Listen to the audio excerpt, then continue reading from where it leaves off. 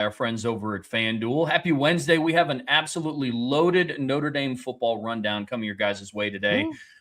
We're going to even more than Notre Dame football today, baby. We got a little hoops we're going to talk about here in a second, my man. But yes, lots of Notre Dame football topics today. I am glad, Trev, that this is not IB Nation Sports Beat, that midweek rundown is back. I'm very excited about that. We got a lot of stuff to talk about this week, man. If we were still doing our state of the program stuff, I'd have had to call an audible and be like, hey, bro, we're doing a midweek rundown again like we did last week. So we got to do it. So I'm ready to rock and roll today, Trev. As am I, man. I love the midweek rundown format. This is going to be a really, really fun show. And so part one of today's show, it's going to be more so like a news and notes. There's been some breaking news recently just across the Notre Dame athletic sphere. The women's basketball team signed a huge 5-star commitment, Eve Long, to the 2027 class. That's going to be absolutely huge to talk about. And then Notre Dame added 2 teams to their schedule in 2027 and 2028. They added Stanford and Kent State. We're also going to talk about that. Part 2, we're going to be talking about the comments that Pete Bevacqua made in his support of the 2014 college football playoff expansion. So we're going to be diving into what he said, our feelings about it, the feeling on the 2014 playoff as a whole. So that's going to be a lot of fun. Now we're going to talk about, Brian, I'm excited that we're talking about this today, the biggest wins of the Marcus Freeman era. And we separated it into 2 different buckets because obviously the postseason wins are going to take the cake. But he's picked up some really meaningful regular season wins along the way. So we'll be talking about those. And then in part 4 of today's show, we're going to be talking about the different tiers in college football. We're going to define what we believe the 3 tiers are, teams on the cusp, and then sort out which teams we believe fall in each tier. And then, if we have time for it today, obviously we're going to wrap everything up with a daily mailbag like we do every single day here. And then the theme for today, folks, you want to talk about the 2014 playoff. You want to talk about some of Marcus Freeman's best wins, or if there's any that you guys think we left off of the list, go ahead and throw those in. That will likely be the things we choose the questions from today. So is the stuff that we're talking about today. You can ask anything, but we're going to definitely give precedence to the questions that are related to the mailbag, because we also want to know your guys' thoughts when we talk about our tiers. Look, Trev and I had some debate on that stuff, and there was one team that we literally just could not decide on where they are. So like they're kind of stuck in between 2 different tiers and we didn't know where to put them. So, there's certainly some debate to be had. And again, we'd love to hear your guys' thoughts on the 2014 playoff, the arguments that we're going to make about the comments and different things. And then obviously it's going to be a lot of fun today. But hey, it's going to be a long show today, Trev, and we are hoping to get a mailbag in. So I think we should probably just dive into it. This first section of the show is going to look at some quick news and notes that have happened around the Notre Dame universe today, Trev. And the first one is basketball related, and the second one is schedule related, with Notre Dame getting close to finals in their schedule. So we should probably hop into it because there's going to be a lot to talk about today, man. A lot to talk about. Well, let's talk about Eve Long then. She's a 6'3" center from Kansas that the Notre Dame women's team just got a commitment from today. 5-star player, one of the best in the 2027 class. This is going to be an absolutely huge pickup for them. And obviously, Neil Ivey is doing everything that she can to get Notre Dame's women's team back into championship contention. I took a look at it before the show today. As things stand right now, they have the 7th best odds on FanDuel to win this upcoming season's championship. And they made a deeper run this year than what they did with that roster they had in 2025. So hopefully adding recruits like Eve Long can keep that ball rolling. Well, this is a huge one, Trev. I mean, she's ranked as the number 5 player in the country by ESPN. She's ranked as a consensus top 10 pick. I think the lowest she's ranked is 8th by Rivals and On3. 6'3", as you mentioned, very long, athletic player. She was the Gatorade Player of the Year in the state of Kansas last year. She's from Olathe South.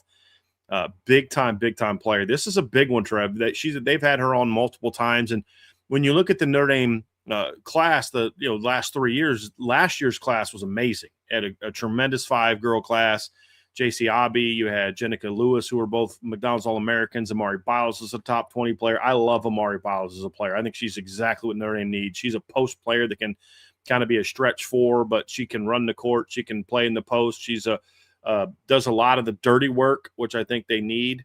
And then, of course, they got Bella Ragone, who's the daughter of former Louisville quarterback Dave Ragone. And then also got Isabella Sangi, who's going to also play volleyball at Notre Dame. So they landed 3 6'2" girls in that class and another 6'3" girl for a team that needs more length. I mean, that's been a big issue for Notre Dame. But none of them, except for Isabella, are pure posts. I think Amari is close to a pure post. But like JC Obby, she can play in the post, but she's a stretch 4. She can shoot threes. She can run the court. You know, you can play her at 3. You can do a lot of different things with her. But Eve Long is a pure post. And I don't mean that as in like she's stiff and can't move and takes up space. She's incredibly athletic, but she's a post player that can stretch. She can hit threes, but she does her best work in transition, and she does her best work in the post as an offensive and defensive player.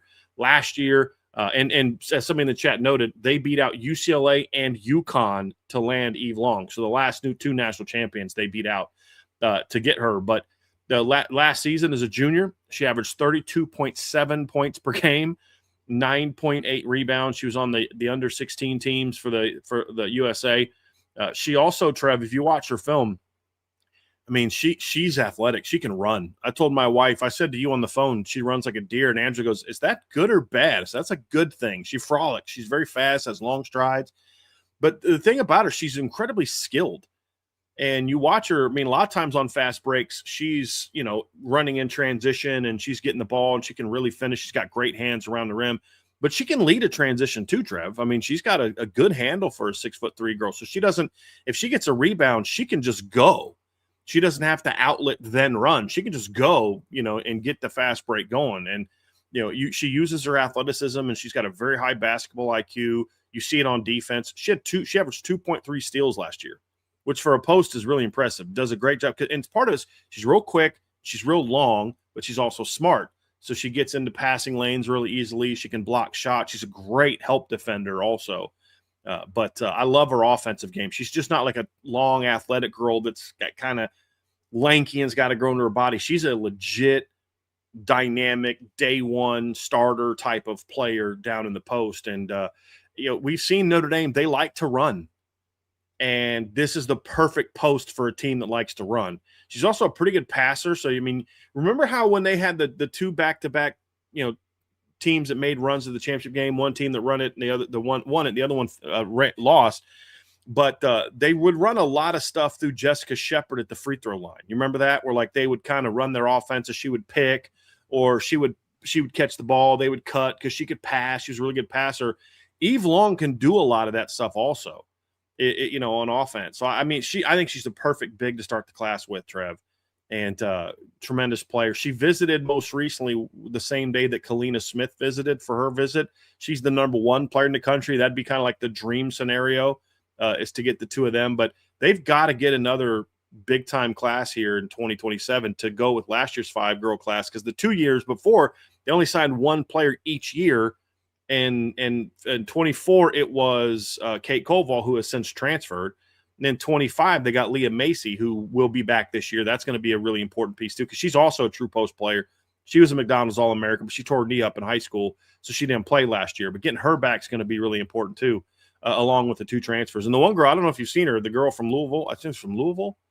But she can dunk. I mean, and like I've seen her 2-hand dunk. Like we've talked about her before. I think it's Anaya Hardy, I think is her name. But I'm excited about next year's team. And then, of course, this 2017 will be when Hannah Hidalgo's gone. So it'll be kind of like a new era of Notre Dame's women basketball. And that's why I think the 26 and 27 classes are so important to that. Last year's class was elite, top 5 class. And Eve Long is a great way to kick off the 2027 class. Didn't Eve Long also visit with another top player in the country? Yeah, that's what I was saying. Kalina Smith, yeah. Who's the number 1 player in the country from California. They visited the same time. And, I mean, she reminds me a lot of Hannah, but I think she's probably faster and has a little bit of a better long jumper than Hannah had coming out of high school. So, yeah, she's a legit player. I said this I don't know why a guard wouldn't want to play for Nia Ivey. Like when you look at her success developing guards, I mean, you look at all the stud players in the WNBA. I think the only one that's not a guard is, I think probably Jess Shepard right now is the only one that's like not a guard. And they were all recruited by or coached by Nia Ivey, either when she was an assistant under Coach McGraw or present. So, yeah, that'd be a big one. But, yeah, she was on campus with her recently, very recently. Love it. Yep. Some more news to cover here in our news and notes section, Brian. Notre Dame just added 2 opponents to their 2027 and 2028 schedules, and one of them is a very familiar opponent. It's the Stanford Cardinal. And this is they play for the Legends Trophy whenever they match up, and they added Stanford to their 27 and 28 schedules, as well as Kent State. And I at the time when I first saw it, I was like, okay, that's a little bit interesting. But when you go and you dive into what their 2028 schedule is, especially, and you factor in the fact that Lou Holtz was also an alum of Kent State, kind of adds a little bit of meaning to that game as well. But now Notre Dame only needs to add one more game to each year to finalize both of those schedules. Yeah, and Marcus Freeman also coached at Kent State for 2 years at the start of his coaching career. But yeah, look, obviously, Trev, these are not sexy pickups to the schedule, but as we mentioned, it does get them one step closer to finalizing the 27 schedule. If you look at the 27 schedule, actually, we'll pull those up here real quick, Trev. We'll bring that up on the site. But if you look at the 27 schedule we've got in the article we just had that I just published, I put the 27 and 28 schedules on there. You can see I got a YouTube video up. Pizza Hut just got awesome. I'm super excited about a lot of the Pizza Huts are going back to the old school feel. So I'm a little fired up. I'm going to watch that video later. But that's the 27 schedule. Obviously, you've got, to start the season, you've got right now 3 Power 4 teams in the month of September, which looks a lot like an old Notre Dame schedule with the Big Ten teams at the beginning of the schedule. And they've added Kent State to the schedule. Next year starts the 10-year deal with Clemson. And then you've got Georgia Tech and BYU. Originally, Georgia Tech was slated for October 2nd, but Notre Dame announced that game against Kent State will be October 2nd. So obviously the Georgia Tech game is going to move a little bit, but it's a good schedule, but it's how good the schedule is going to be next year is going to be dependent upon, does Clemson bounce back? Can BYU maintain where they are right now? And how much of a jump does a couple teams make under new coaches? And I'm looking in those September games under, with Michigan State and Pat Fitzgerald, and then obviously Alex Golesh at Auburn. How good are those teams? And then, of course, James Franklin at Virginia Tech. So I think it's way too early. It's TBD to determine how good the schedule is going to be next year. I think it has potential to be a tough schedule. And then, obviously, you look at the 28 schedule that's going to be a much tougher start to the season with Texas at the beginning. Don't know when they're going to play BC, Miami, Pitt. That 28 schedule is going to be absolutely a grind for Notre Dame. You've got Texas, Arkansas to start the season. You play at Auburn, at Virginia Tech in back-to-back weeks. You've got Miami at home at some point, Pitt at home at some point, Clemson at home on October 7th. So we're going to see how that goes, but it gets them one step closer. They're now at 11 games in both years, Trev, and we'll find out, who that 12th team will be, but I think this obviously gets them a lot closer to getting to that 12-team schedule for the next 2 years. And I expect that announcement will be made probably sometime this summer for at least the 27 season. I would imagine it'll get named close to them. But talk it just kind of as we briefly discuss this. I have no problem playing Kent State. I understand why they're going to play it. Everybody has to have at least one kind of walk-through game on their schedule. No issue with that. However, Notre Dame hasn't exactly walked through MAC teams as consistently as we would like for them to walk through MAC teams. But, we'll see what kind of team Kent State is going to have here next year. But I do like the Ty Freeman connection. But then, of course, the Lou Holtz connection I thought was really interesting to that as well. And then it's a little later than normal, Trev. It's October 2nd, which I thought was interesting. And I think speaks to some of the challenges that Notre Dame has to get teams on their schedule later in the year, because it's not a heavy ACC schedule next year. If you look at it, they've got Wake, Clemson, Virginia Tech, Georgia Tech, and Stanford. It wasn't until they added Stanford that they had a 5th ACC opponent on the schedule. And so obviously you have that, and then you have 2 Big Ten teams. You have an SEC team and a Big 12 team. So in 27 and 28, no, 27, Notre Dame will play a team from each of the Power 4 leagues. They'll play ACC team. They'll play ACC teams, obviously. They play BYU from the Big 12. They play 2 Big 10 teams, and, of course, they play Auburn, an SEC team. In 28, as of right now, they'll play everybody except the Big 12. This is who they're going to play. So the ACC, Big 10, and SEC are going to be on their schedule in 2028. So, yeah, it's interesting. Let's talk a little bit about Stanford, Trev. the extending Stanford for 2 years? Let's share our thoughts on that. Yeah, I think because of the makeup of the next couple years in scheduling, I'm okay with a team like Stanford being on here. Reality is when you take context away, you can talk about how you want Notre Dame to schedule Ohio State and Oregon and Texas A&M, but then when you have to apply it to what their schedules actually look like, you need teams like a Stanford in there. I'm going to have an article. I want to write an article next week about what, like, California could potentially be ascending in college football and what that could mean for Notre Dame. I mean, Stanford just landed a 4-star quarterback. They have Tavita Pritchard in at head coach. Cal had a 7-6 season. USC is heating up on the recruiting trail. So, yeah, I don't know if it's UCLA going to is putting together a really nice class. under Bob Chesney, absolutely. So there's a lot of reasons why I believe that California could be trending up in the right direction and what that could mean for Notre Dame with or without the USC rivalry resuming either after 2030 or sooner, whatever that may be. But Stanford's one of those teams where they could be on the come up. I don't know if they're ever going to look like here in the near future, especially not 27 and 28, what they look like under Jim Harbaugh and Brian Shaw. But it's still a rivalry game. You get on your schedule, you play for the Legends Trophy. And it's sticking with that common theme of you play them in the middle of October when you have them at home. You finish the regular season out west. Ideally, this time it's not a 10:30 p.m. kickoff. I would greatly much appreciate that. But I look at Notre Dame's 28 schedule now with Stanford being on there in the middle of October. I mean, we're talking about a potential right now before dates are even set with some of these other teams. Notre Dame could have like 5 or 6 night games in 2028 alone. Yep. I mean, I'd be shocked if Texas wasn't at night. I'd be shocked if Clemson wasn't. Stanford, I feel like in the middle of October is always a night game. Wouldn't surprise me. That's going to be interesting. Is do they do back-to-back night games next year? That year, because you've got Stanford and Clemson back-to-back weeks, and then 2 weeks later you're at Auburn, and then a week after that you're at Virginia Tech, which again, as to your point, could very well be night games. And then when do they fit Miami in there? And is Miami going to be a night game again in 28? It'll be interesting. Yeah, without a doubt. But it's shaping up to be a very, very competitive schedule in 28. I'm with you on 27. You need some teams to work out a little bit, but I think you added safe picks in Stanford and Kent State. So I think it'll be good for them. I do.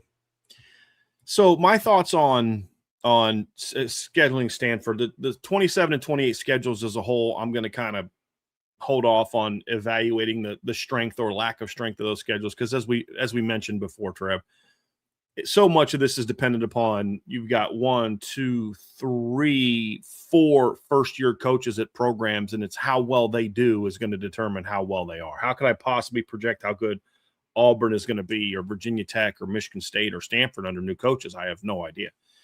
So I'll stick to the Stanford aspect of it. I've been on record for several years saying I'm done with the Stanford series because it brings you nothing. You get no value out of it. You occasionally might lose to them, and you never get anything out of beating them because they're just not good at football, and they don't seem to care about football. Over the last 6 months to year, I think we're starting to see somewhat of a change at Stanford about football. I think Andrew Luck being the GM, I don't think he comes back if there's not some concessions that they give him. And so what I think this 2-year extension does, because all this is an extension of the contract they had previously signed, which was slated to end in 26 after this season.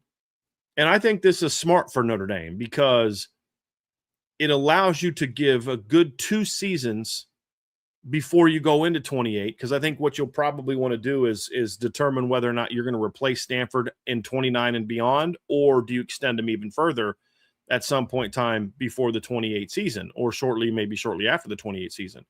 So I think what this does for Notre Dame is you play them again in 26. That's year 1 of Tavita Pritchard, and it's the first full year, like real year of the Andrew Luck era with a coach that he picked and all those type of things. You had obviously the craziness of last year with their head coach getting fired, Troy Taylor getting fired, and Frank Reich and all that kind of stuff. So he's got the coach of his choosing.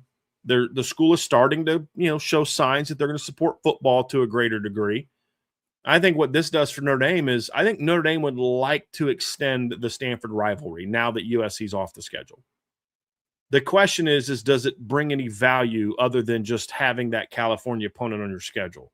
So by extending 2 years, and I don't know if this is Notre Dame's reasoning or not, but I wouldn't be shocked if it is, this gives you sort of couple years to a few years, 26, 27, 28, to see how much growth does Stanford make as a program. Do they get better?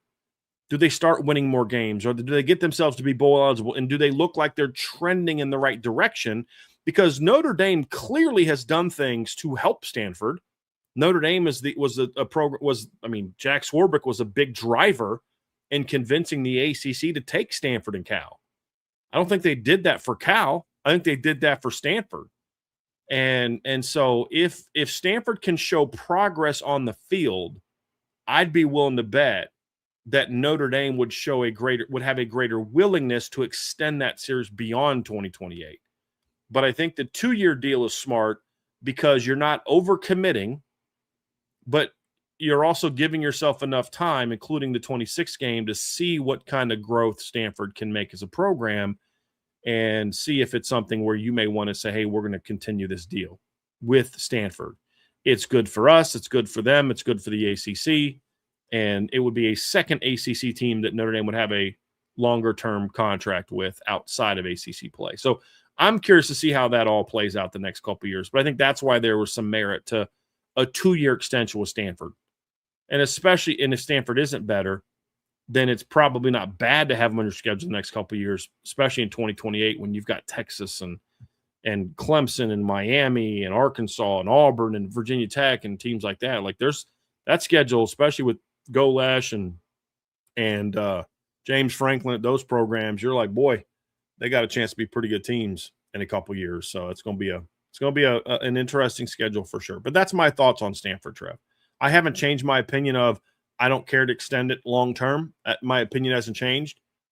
But I am open to the idea of if Stanford can get back on track and start being serious about football again, then I'd be willing to reevaluate that potential.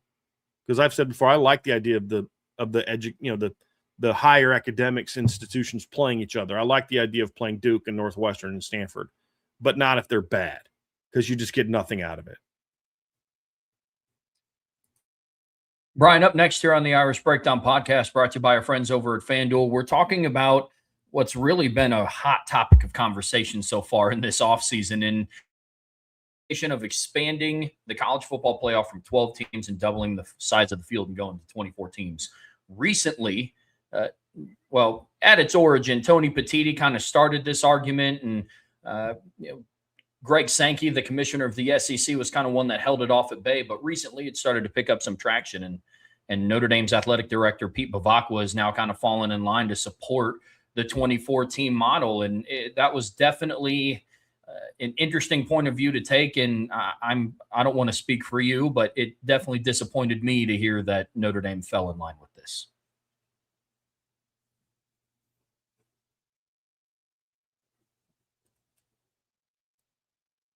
You're muted. Yeah, I don't like this at all, Trev.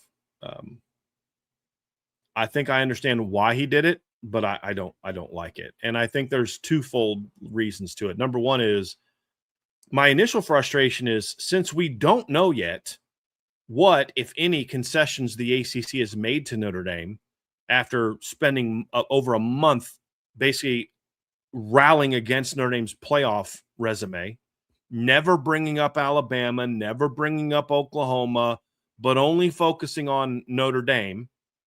Pete Bevacqua goes out and says, they've done, permanent damage and all this, and now it's all, kumbaya, warm and fuzzies, and we don't know what changed. We assume something did, but we don't know. Now I believe that a big reason why you're seeing Pete Bevacqua push for 2014 playoff is to appease the ACC. And my point is, why are you trying to appease the ACC? Why are you trying to play, I'm looking out for the sport as a whole, which number one, I don't think that's what's going on here. But number two, I don't think that's your primary responsibility. And now I've said before, commissioners should have some thought to what's best for the game. I don't think that's what the 2014 playoff is about. That's an issue I have. But at the end of the day, right now, it's everybody against Notre Dame. That's what we're seeing in college football. You got Big 12 commissioner taking shots at Notre Dame. The ACC commissioners was intentionally, privately, and publicly undermining Notre Dame's attempt for a playoff bid. I mean, it's like the only public ally that Notre Dame has really had recently is flipping Greg Sankey. And then it's all the SEC people in the committee screwing Notre Dame over and lying week after week. Hunter Yurachek is one of the biggest frauds I've ever seen. Like and it's not just about Notre Dame. I mean, remember his comment about how Oregon's going to get, credit for beating Penn State, even though the Penn State's not ranked, but then wasn't willing to do that for like another team that had a win when the team got dropped out. It's like just the constant inconsistency. You just lie and say whatever to justify your BS rankings. Nobody's looking out for Notre Dame. And if the Notre Dame AD is putting the desires and wishes of the sport as a whole over what's best for Notre Dame, I don't think that's a good sign. And again, this is just there's a lot of information we don't know. I will admit that. There's a lot we don't know about what the ACC has done. But there's just some comments he made, and I want to read a couple of those comments and really react to them, Trev. Here's the first comment. He says, I think in this day and age, with what universities are investing in football, it is a very expensive sport. You need to give some teams hope. The way things are structured now, everything points to the college football playoff. It's a measure of success. It's important in the tenure of a coach. We've seen firings when teams aren't going to make it to the CFP. And my concern is that more teams aren't given hope. The universities, of course, the next 5-10 years will say, hey, is the investment worth it? And I would hate to see college football landscape where there's only a handful of teams that can really make a legitimate shot give it a legitimate shot year after year after year. There's a lot wrong with this comment, Trev, a lot wrong with this comment. Number one, I'm trying not to get too fired up here today. Number one, everything points to the playoffs and the idea of hope. Number one, that's a problem. It's not good that we have created since the playoff expanded to 4 teams. I was having this debate with someone on Twitter the other day. You go look at bowl ratings and bowl attendance up until the playoffs expanded to 12 teams or 4 teams. Bowl games were still good. People, the BCS ruined bowl. No, BCS did not ruin bowl games. The expansion of the playoff did. But even then, you still saw pretty decent bowl attendance at the major bowls. Then they expanded to 12 teams. And the bowl games were just completely gutted. And they were gutted because of 2 things. Number one is less investment from people who are in non-playoff bowls. And the fact that ESPN constantly tells us that those bowls don't matter, despite the fact they're on their network, because it's all about driving money to the playoff. It's not a good thing. And we should be pushing back against this notion that it's playoffs or bust, not like giving into it. Giving into the notion that nothing matters but the playoffs. It's also incredibly naive, if we're being honest, Trev, and jump in at any time. It's naive to think that expanding to the 2014 playoff is going to suddenly make teams spend more money. If that were true, then why do we have NFL and Major League Baseball and NBA and NHL franchises that refuse to spend money? Right? I mean, hey, in theory, in a 32 sport, 30 team sport, 32 team sport, 28 team sport, everybody should be able to kind of have a chance to win it all, right? No, that's not true. And that's true for sports that have a salary cap and sports that don't have a salary cap. You're always going to have cheap leadership that want to reap the benefits of being in a league, but don't then want to reinvest that money. That's especially true in the academic world, where a lot of these schools are working on, outside of sports, budgets that are constantly in the red. And it's the sports revenue that pays the other bills on campus. So if you think they're going to take that money and reinvest it in the sports programs, you're being incredibly naive. Incredibly naive. And one goes with the other. This notion that it's 2014 playoff or bust. So now all of a sudden, the goal, the objective is to get into a playoff where eventually your season's going to start with a loss. There's no teams outside of the top 12 to 13 that genuinely have a chance to make a championship. What it's going to turn into is just like the NCAA tournament, where non-big time schools have coaches say, I've made the NCAA tournament X number of years in a row.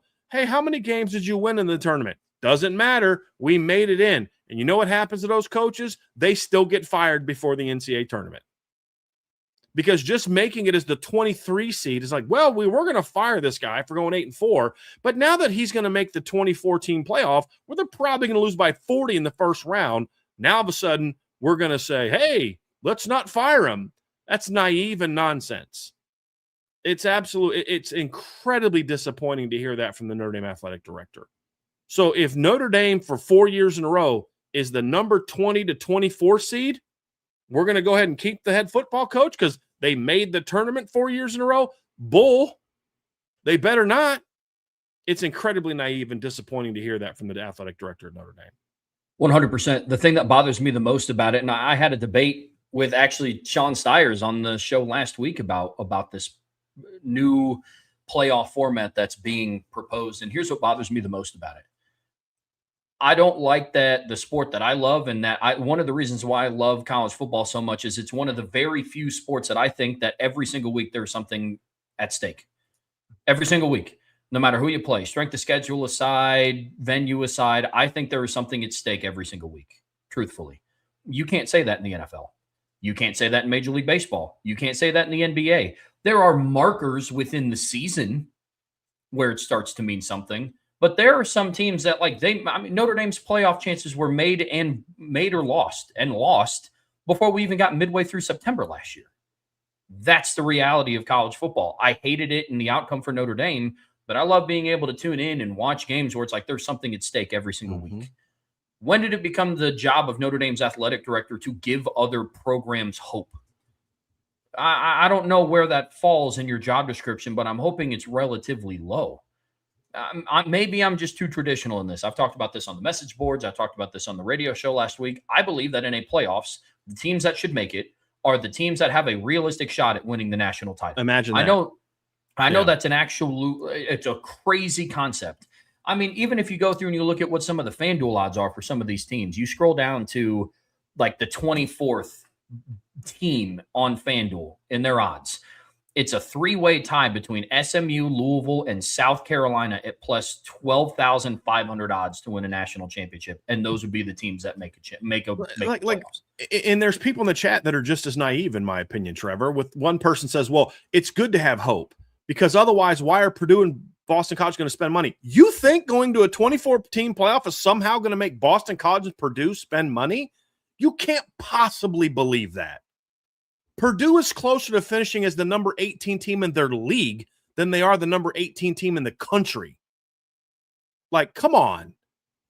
Like, there's a pathway for those teams to be good now in a 12-team playoff.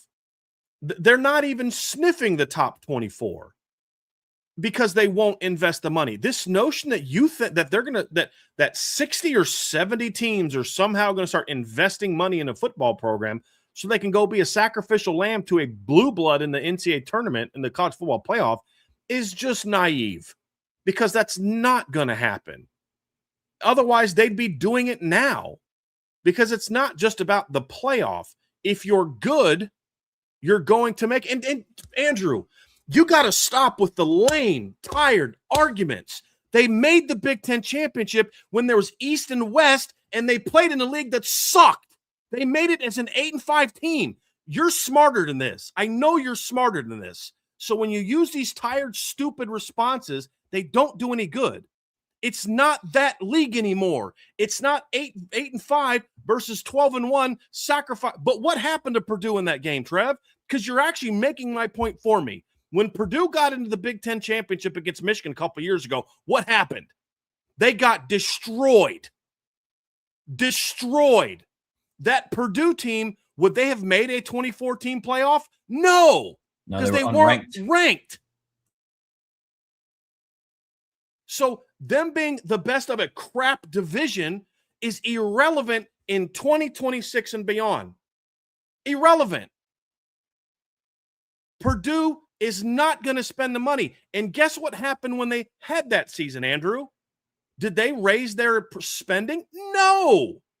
They didn't. You're naive and you have bad arguments and you're unwilling to face reality. It's no different than the NBA and the National Football League. Why did the Bengals never spend money? Did the Bengals, after they made the Super Bowl the next year, go out and spend a ton of money and become one of the highest spenders in the NFL because they wanted to get a Super Bowl? No. They stayed cheap because that's what the leadership will do. To think that all of a sudden Purdue and Boston College are going to start spending tens of millions more dollars to make the playoff and get destroyed in the first or second round is naive. And the whole point of this being the goal is part of the problem. This is what made bowl games so meaningful, because a lot of teams could go in their season with a win. So you get to a bowl game, hey, we made it to the playoff. We lost by 40, but we made it to the playoff, so I'm going to get to keep my job. Nonsense. Florida fired Dan Mullen after 2 years in which he made a New Year's Six game and a year after he made the SEC title game. They still fired him. You think that there being a 2014 playoff would have prevented Penn State from firing James Franklin last year, a year after he had them in the national semifinals? What evidence do you have that this is somehow going to protect coaches? Because that's the reason they're doing it. That's the reason these schools are doing it, because they want access to playoff money. That's it. That, and then the coaches want it because they think they're dumb enough to think that, hey, if we're number 23, there's no way they're going to fire us. Nonsense. It's naive. And it's to act like this is about hope. This isn't about hope. This is about they want access to more money. And you know why the Big Ten is driving for this, Trevor? It's one reason and one reason only. They overcommitted on bringing 18 teams into the league, and they don't have the guaranteed money moving forward that they can say that they can live up to those promises. Because the Big Ten struggled last year to get everybody money, and two of the four new teams aren't getting full allotments. That's what this is about. I know Howard Griffith has talked about this, I believe, on his show. That's what this is about. This is about they need access to more money. That's why they're doing private equity. This is not about giving more teams a chance to get to the playoffs. And if you believe that, then you're incredibly naive. I'm sorry some of you are going to be offended by that, but you're naive. If you think this is about giving the number 23 team in the country or the number 24 team in the country a chance to think, hey, I think we can win it all now, you're out of your mind. You're incredibly naive, because they will get slaughtered. There will be the occasional win in the first round, and then the next round they get slaughtered. This does not give hope to a bunch of new teams to go win a championship. It's about tapping into that playoff money. That's what it's about. The Big Ten also wants it to expand beyond 16, because if it does go beyond 16, from what I have read, then that automatically means that ESPN can't have all the games, and that gets Fox and NBC and CBS and the team and the outlets that the Big Ten is with a shot to host games. This is all about TV money and playoff money. This isn't about hope. This isn't about hoping that teams will invest more money, because if you're $10 million in debt and you now get $10 more million, you can't change your habits because you don't have additional money. This just keeps you from going further in debt. That's all this is. So this notion that this is about the good of the game and hope and other stuff like that. And then his next comment was equally disappointing. He said, big brands playing each other elevates the regular season. Look at the ratings. People love when Ohio State plays Michigan, when Notre Dame plays Ohio State over Notre Dame, Miami. Games that's going to be ratings juggernauts. You need more of these types of games. I'm so sick of this. I'm so sick of this notion that if you expand the playoff, good teams will play each other. Bull. Because then the excuse to not play anyone is going to be, well, we're jockeying for home playoff berth. If anything, I think this lessens the need for those games. If you're going to use the same rationale that these teams have used to not play. Well, if it's a 24-team playoff, we don't need to worry about our strength of schedule. If we get dinged a couple spots because we don't play anybody, what do we want to have? 8-4 with a tough schedule, or 10-2 with a soft schedule? What gives us a better chance of better getting? Name me the last time a Power 4 team is ranked outside the top 16 or 17 with 10 wins against a soft schedule. We've seen 8-4 teams that have fallen out because they play tough schedules. So again, you're advocating for, okay, this is going to mean that good teams are going to play each other. Nonsense. It's the same. Say this. I keep hearing this crap. Well, why should Texas play Ohio State when it's going to knock them out of the playoffs? I'll say it again. Losing to Ohio State by a touchdown did not knock Texas out of the playoffs. Getting dominated by a Florida team that went 4-8 last year, that's what knocked you out of the playoffs. If you lose to Ohio State by 24 and beat Florida and you're 10-2, you're in the playoffs. So they're going to spend this and make these excuses no matter what, Trev, because you know what else costs? You know what else happens when you have home and homes? Better teams, you got to pay them more. Yeah. It's a lot cheaper to host Kent State than it is to host Texas and vice versa. So all of this is just naive talking points that doesn't have any bearing in reality. It's them saying things that sound good. They get naive people to believe these things when in reality, it's about access to playoff money and trying to protect coaches. That's all that this is about from those two agendas, and about getting making their TV partners happy. And I can't believe it that I'm on the side of the SEC on this. It's like the SEC is the only ones fighting against this absolute stupidity that we're seeing that the ACC wants. Of course the ACC wants it. Their league sucks. That's the only way they're going to get more than one or two teams in every year. Same thing for the Big 12. The Big 10 wants it for the reasons I just talked about. And it's crazy that I'm sitting here saying, boy, I hope the SEC holds the line because this is about to get real dumb. That's where we are now. The SEC has turned into the good guys because the Big 10 is so stupid, and then they're bringing everybody else with them. And in the ACC, there's talk about, hey, we're going to do this ACC Big 10 pack. Watch your back, ACC, because the last team to get into a scheduling alliance with the Big 10 was the Pac-12. And then they went and raided their top teams, and now they are no longer ceased to exist in the form they were. So this nonsense about, oh, it's for the good of the sport and it provides hope. If you think Purdue and Boston College are going to start spending money because they might be able to get in as the number 23 seed, I got some beachfront property in the Arctic that I'd like to sell you for a really hefty price at that point in time. The thing that bothers me the most about Bevacqua's comments about the big marquee games and the ratings and the TV ratings with all that. So let's grant that premise to be true. Let's say that we can agree, which I don't, by the way. Let's say that we can agree that big name programs will play each other with the expanded playoffs. It's not going to yield the same results, in my opinion, than what it would currently. Because why do I love college football? Why do so many people love college football? It's because when you tune into those games, there's something at stake. But now if you get those marquee matchups between Notre Dame and Ohio State, you get those marquee matchups. But, I mean, it doesn't matter who wins or loses. If you expand the team to 24, or if you expand the playoff field to 24, you can lose that game and still comfortably make the playoffs. That's what I don't like about it. Like, that's why I don't watch the NBA. You know, people want to get all, jazzed up about the Thunder playing the Lakers in November or whenever the NBA season starts. Like, it doesn't matter because then they have 79 other games. Like that's what that would turn college football into. It's like, yo, week 4, Texas, Ohio State. And it's like, yeah, it doesn't matter. Whoever loses that game is probably still going to make the playoffs. That's a great point. That's a great point. Yes. Like, so it's not going to have that same magnitude. Like, think about the home crowd against Texas A&M this past year at Notre Dame.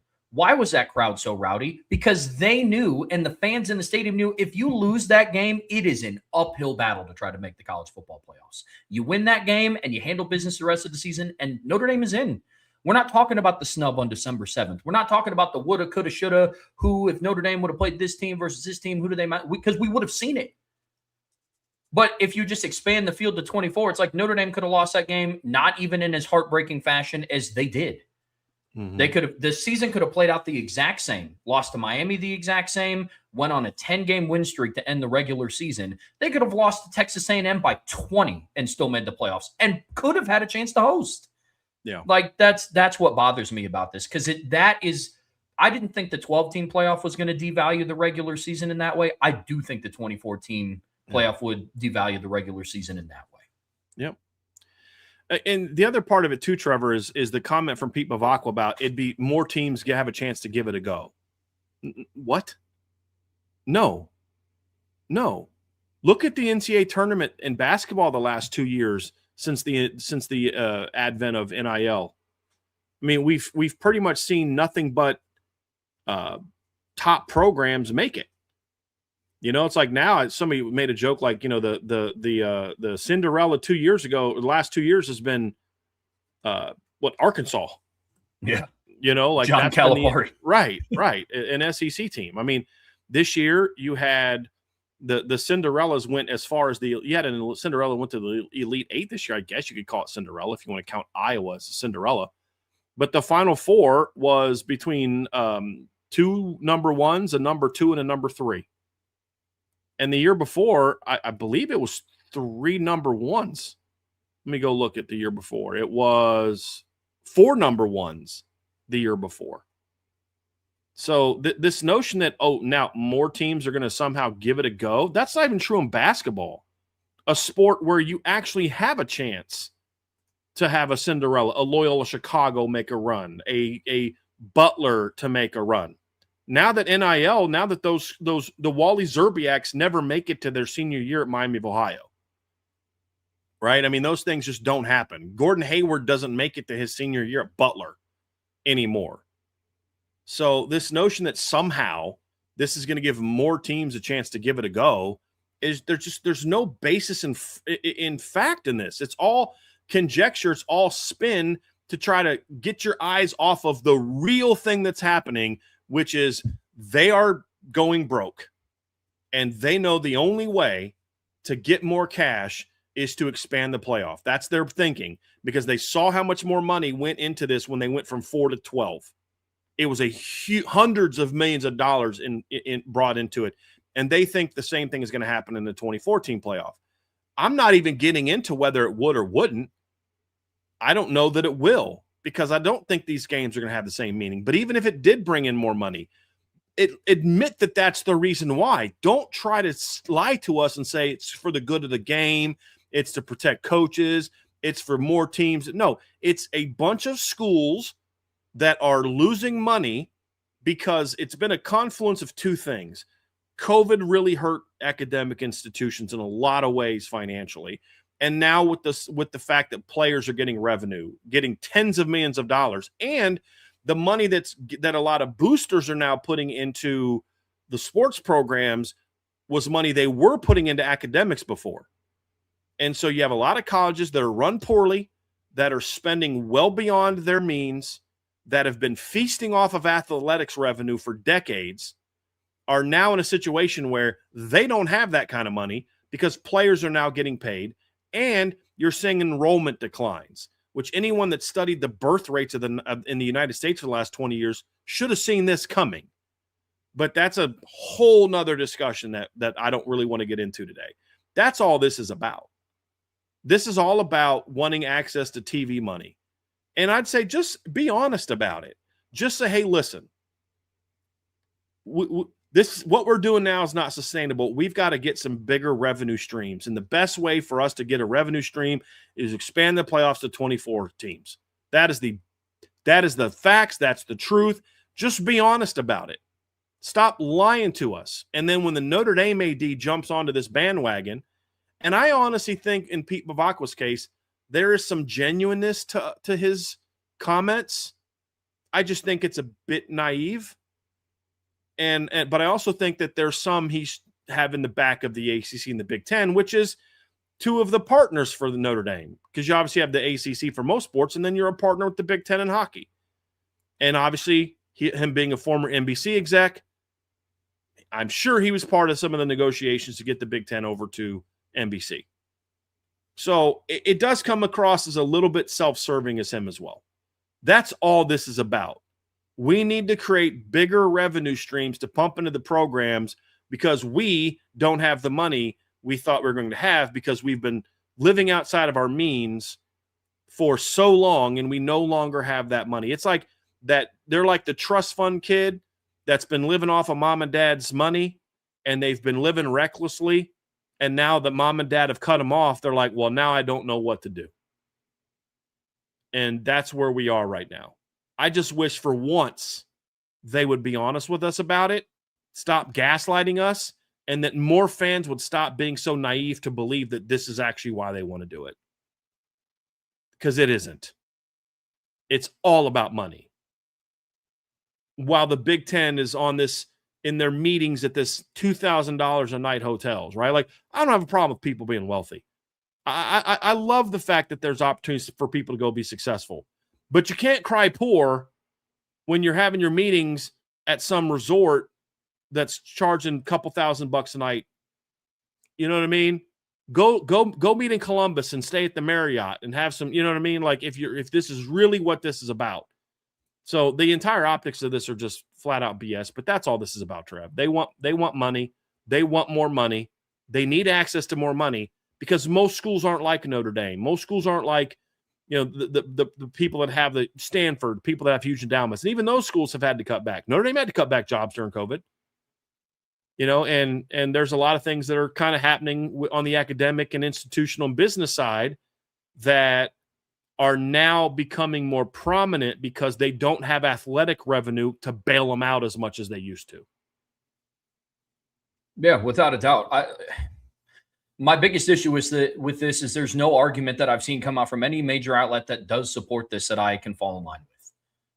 To your point, it's not the March Madness tournament. Basketball is such a different sport from football. Like the days of like a Steph Curry being at Davidson where he averaged 28 points a game and the next closest guy averaged 12 can make a run in the tournament. Can't do that in football. You know how I know that? Because the closest thing we got to that was in 2024 when Ashton Genty was a Heisman finalist and then Boise State went to the playoffs and got worked. I've seen a bunch of different arguments for this. Like, well, I'd rather watch a game titled the playoffs than the ReliaQuest Bowl. It's like, I wouldn't. It doesn't matter because the teams are the same. Putting a Mercedes-Benz hood ornament on a 97 Buick LeSabre doesn't make it a luxury vehicle. Thank you. Great analogy.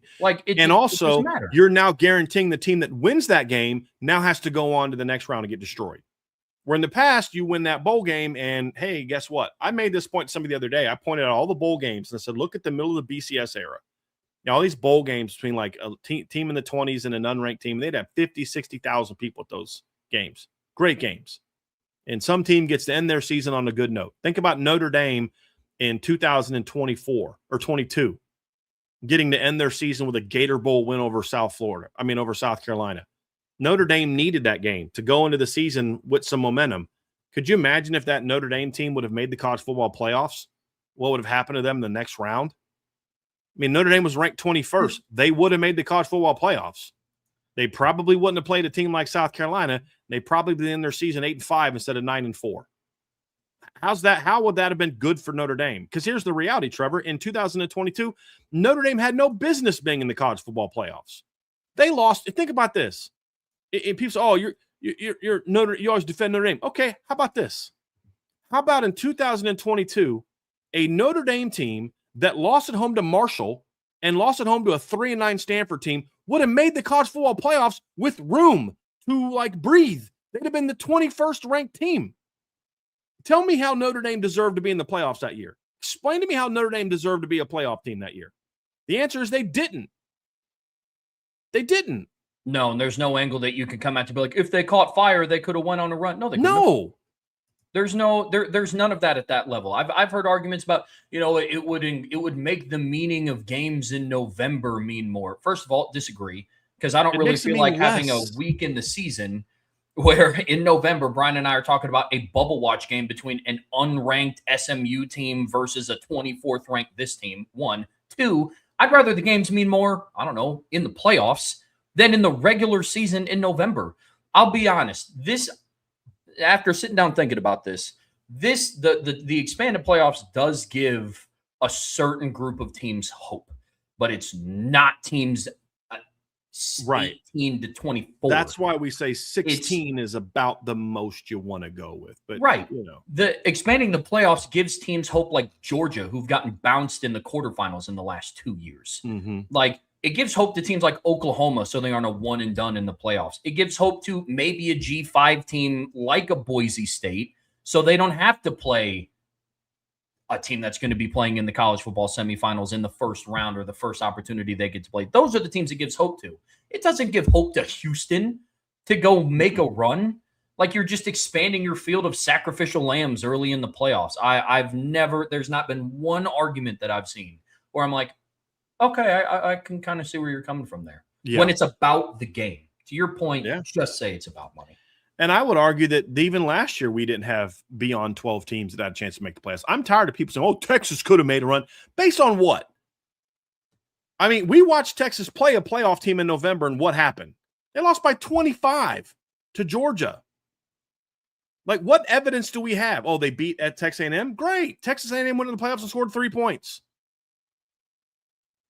They weren't playing good football down the stretch.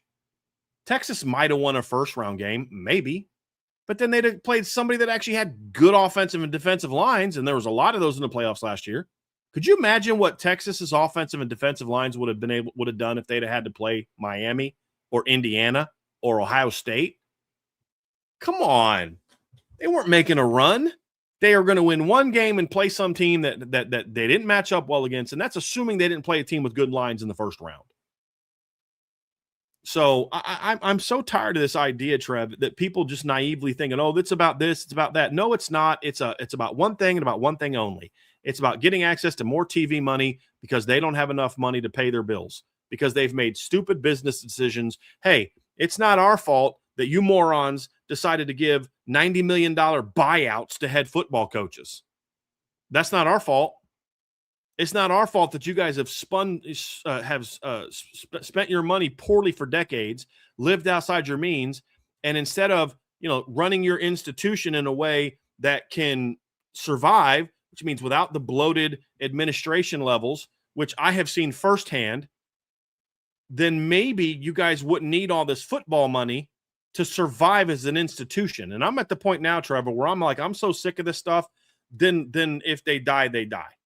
As a school, if you can't survive as an institution outside of the football, the tens of millions of dollars you've already making in sports money, then maybe you're in the wrong thing. Maybe you shouldn't survive. I mean, because how do you possibly teach anyone in a business class, hey, this is how to run a business? Well, how come our school can't do that? So I'm just so over all this. I really am. I'm so over all this stuff. There's so many things I want to say, but I don't want to get into political debates right now. The fact of the matter is they want to expand the playoffs for one reason and one reason only. And here's the thing I'm going to say. Why stop at 24? I'm at this point. No, I'm dead serious. Why? If your goal is truly what they say it is, it's truly about this is good for coaches and this is good for teams to feel like they have a shot. And if more teams feel like they have a shot, then why stop at 24? I'm dead. Somebody explain to me why you should stop at 24. If you're a proponent of 24-team playoffs, why isn't it 48? I'm dead serious. I want to know the answer to that question. Why not 48? Because in theory, if it's 48, then shouldn't that mean that more teams are going to have opportunities to give it a go? Because here's why they won't argue against 48. Because any rational argument against 48 is exactly the same argument you'd use against 24. Why not 40? Why not shorten the season to 10 or 11 games and put 64 teams in? Why not do what the state of Indiana does in football? 9 regular season games. Didn't you make the playoffs in your last year playing high school football, Trev? Was the rule then as well as it is now? We made it every year. Right. And what were your records in high school? Terrible. I think my junior year we won 2 games, and my senior year we won 1. And made the playoffs. Heck yeah, we did, baby. Trevor was the starting quarterback. Every year he's starting quarterback, he led his team to the playoffs. Everybody. I mean, that's the absurdity of all this. Why not? Somebody in the chat just said, Good Morning Irish just said, because you wouldn't get the TV ratings and not make enough money. Exactly. That's the whole point we've been saying from the beginning. This is all about money. This isn't about the things that Pete Bevacqua said. It has nothing to do with the things that Pete Bevacqua said. It's not about more teams having access. It's not about protecting coaches. It's not about more teams being willing to give it a go. You just answered the question. I know the answer is easy because there does become a point where it no longer makes them money. So just say that. Don't lie to us and gaslight us and pretend that this is for the good of the game and good for other teams and good for this when it's none of those things. Hey, y'all, the landscape has changed. We've now got $20 to $40 million payrolls in college sports. You got to spend at least $20 million a year on football just to be competitive. And there's no way we can afford to do that if we don't find new revenue streams. And the best revenue stream we can think of is a 2014 playoff, because when we went from 4 to 12, we increased, I think I read an article that said like $600 million a year or something crazy like that. Might have been more. And so we think by going to 24, it's going to make us even more money, which helps us better be able to afford the growing costs of the business. Well, Coach, hey, what about like, I don't know, not having 25 analysts and GAs and recruiting staff that are costing you millions? What about, well, we can't do that.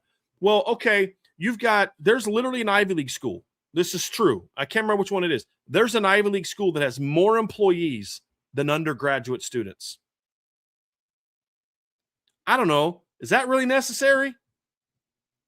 So how about you guys, I don't know, like live within your means more? How about maybe you guys don't have $50, $60 million buyouts for coaches? I'm just saying, like, why isn't that what we're discussing as opposed to expanding the playoffs? Just be honest about it. Because all the things that Pete Bevacqua said that he was support, none of those things have anything to do with the 2014 playoff. None of those things are reality.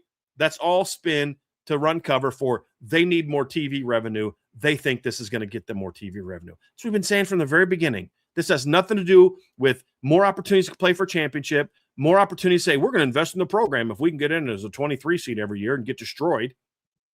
That's not good for anybody. It's all about money.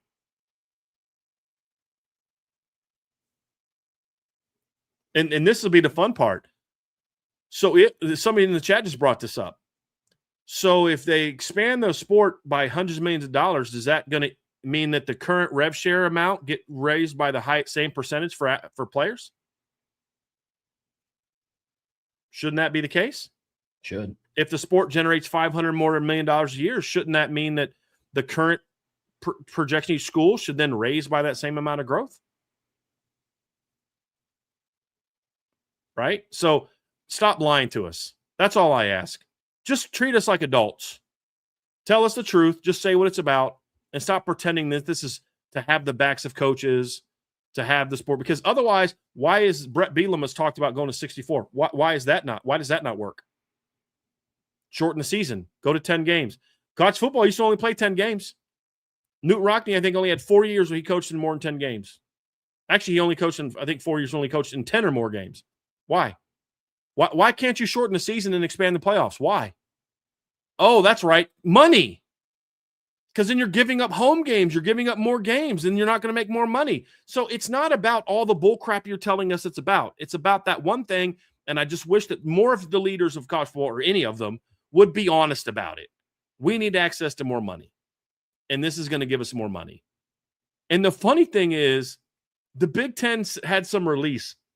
I said in the 12 in the last however many years of the playoff, 80 different teams would have made the playoffs in this new format. And they said it like it's a brag. How is that somehow in any way at all a good thing in football? I said the other day, well, you know, the FCS level has that. And in the last, since 2000, since 2000, I forget. It's been in the last 16 years, 5 teams have won a championship at the FCS level. Has the bigger tournament in any way, shape, form, or fashion created more opportunities to more teams to win a championship? Or is it still just North Dakota State, South Dakota State, and an occasional JMU, Montana State winning a championship? Have more teams won championships at the FCS level in the expanded playoff era? No, they have not. Brian, because it's not about winning championships. Right. It's about giving hope. That's right. Duh. Which is nonsense. Look, I coached in an era. I coached at a level that had 24 and bigger playoff teams. We played 10 regular season games, and then we had I think we were 32 when I coached. And our goal was simply to get far enough until we had to play like Mount Union or Mary Hardin Baylor, and then we would know that, like, okay, we had our fun. Now it's time to go get whooped by Mount Union. You know what I mean? Like, so for all these people who want to point to these lower levels, you know, have you know, like these teams have all of this. Okay, well, they don't have what you say it's going to have, which is more teams with a shot to give it a go. they have the same problem that everybody else. Same teams dominate over and over and over again. From 2000 to 2000 let's go 2020. Here's the Mount Union, St. John's, Linfield, Mount Union, Wisconsin, Whitewater, Mount Union, Wisconsin, Whitewater, Mount Union, Whitewater, Mount Union, Mary Hardin, Baylor, Mount Union, Mary Hardin, Baylor, North Central, canceled, Mary Hardin, Baylor, North Central, Cortland State, North Central, UW, River Falls. North Central is the runner-up in 3 of those years. And in a lot of the years that here's the teams that Wisconsin Whitewater beat in the national championship game. Mount Union.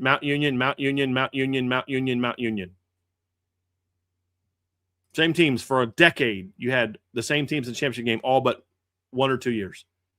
So how are you using the lower levels as an example of somehow this is going to bring greater parity into the sport? It doesn't. The best teams are still going to be the best teams. The blue bloods are still going to be the blue bloods. And now you're even creating less incentive to actually play big games. Because what do big games cost, Trev? They cost money. You got to pay Ohio State more to come play you than you do Kent State. And if you can lose, if you can lose 4 games to get in, okay, why would they want to do that? Why wouldn't they just play some school that they can pay $900,000 to and come beat up and then not have to take any risk of anybody getting injured or whatever else it may be?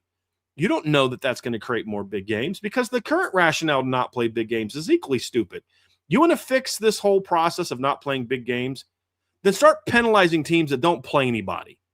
Don't give Indiana the number 1 seed. I don't care if they won the Big Ten. Ding them for their playoff, for their not playing anybody. If you care so much about that, there's a very easy fix to that. Hey, you could if you play a weak schedule.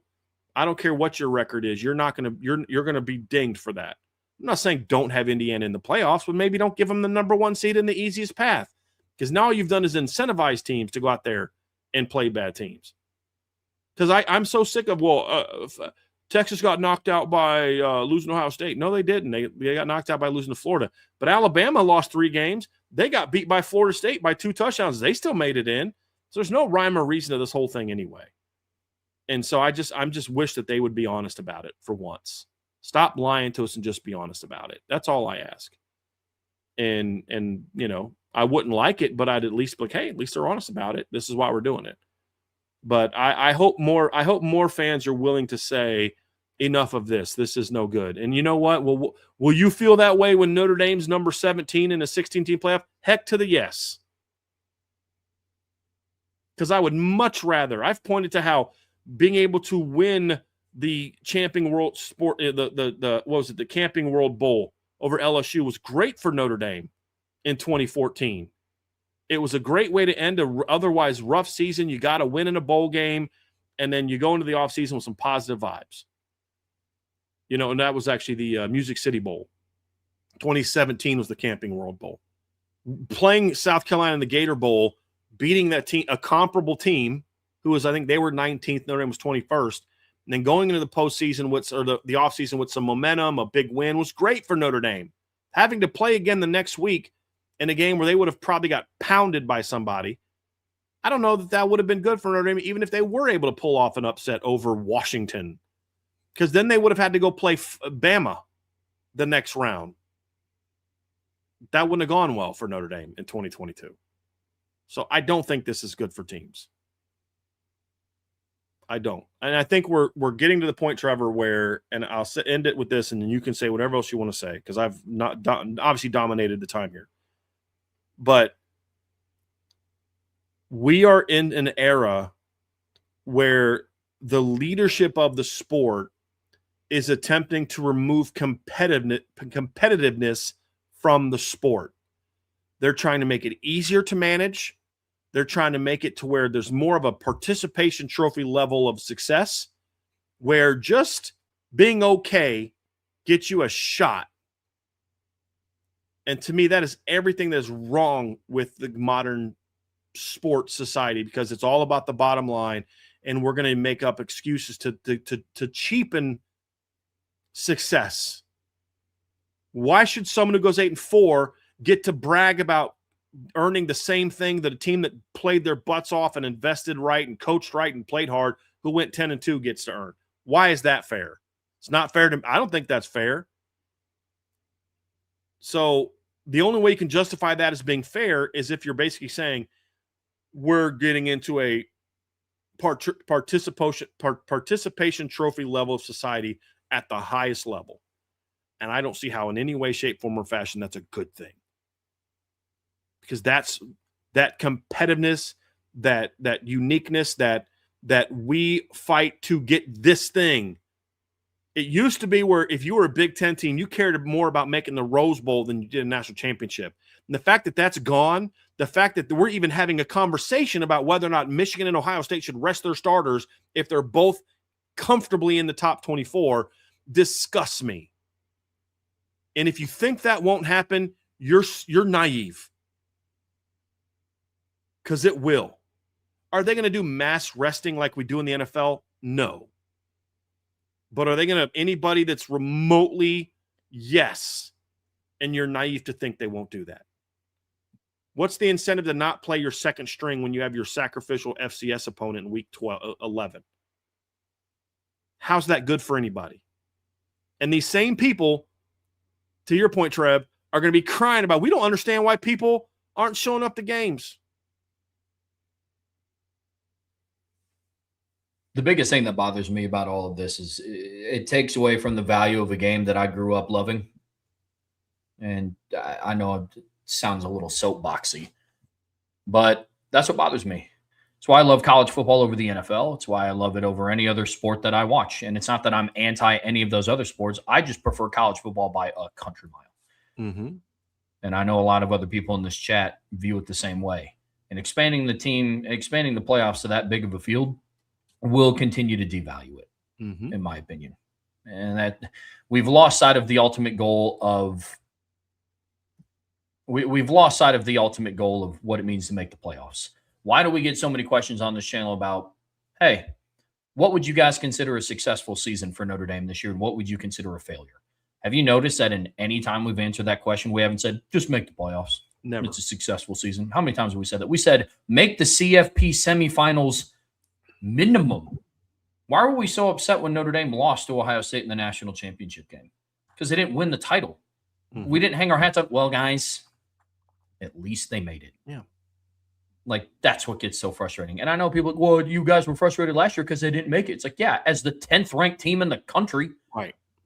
That doesn't mean you expand it to 24. We also said they are the reason also. They played a role into them not making it in last year. Handle your business on the field. 100%. 100%. I just can't deal with the participation aspect of this sport. And that's what really frustrates me the most. Is people wanting flowers for accomplishing something that, for all intents and purposes, means nothing. And here's the thing, Trev. Somebody in the chat said, who's always, don't even get me started on that person, but aren't bowl games participation trophies? A, they didn't used to be. And B, fine. You're not playing for a championship if you're playing in a non-playoff affiliated bowl game. To me, I've always said, look, they're a great opportunity for like sort of that last hurrah with your team, that chance to get some good practices with your younger players. And there's all these things that bowl games bring value. But you know what we don't do? We don't say, that team that won the Insight.com Bowl, they should now have a chance to play for a championship, or they should be awarded a championship. Because there's no championship tie-ins to making the ReliaQuest Bowl.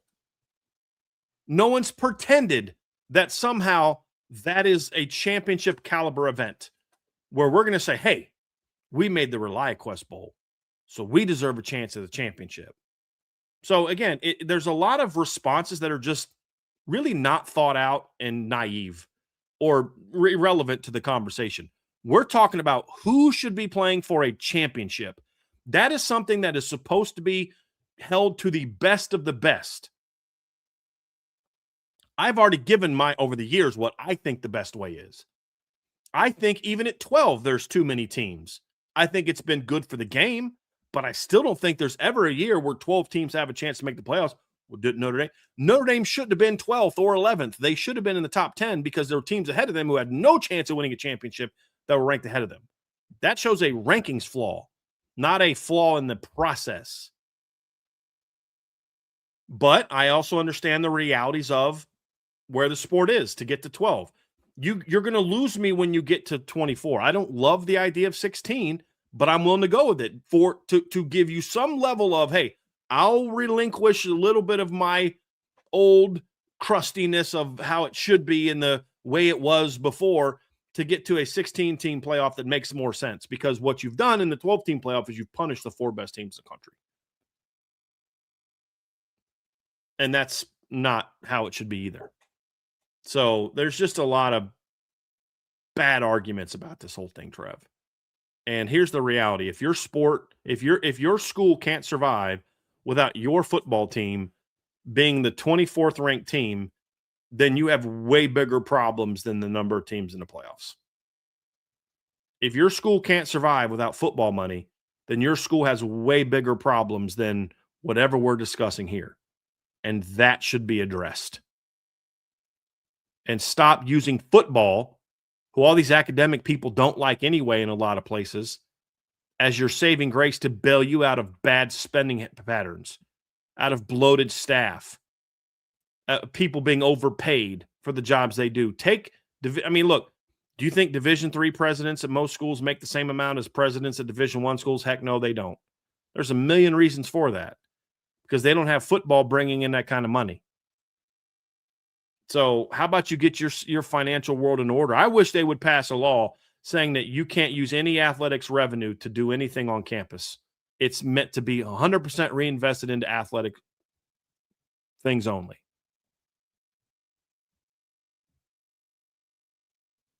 Brian, let's switch up the tune here on the Irish Breakdown podcast, brought to you by our friends over at FanDuel, because the last topic of conversation got us pretty fired up. I'm hoping this one does, but kind of in an opposite direction. We're talking about the biggest wins of the Marcus Freeman era.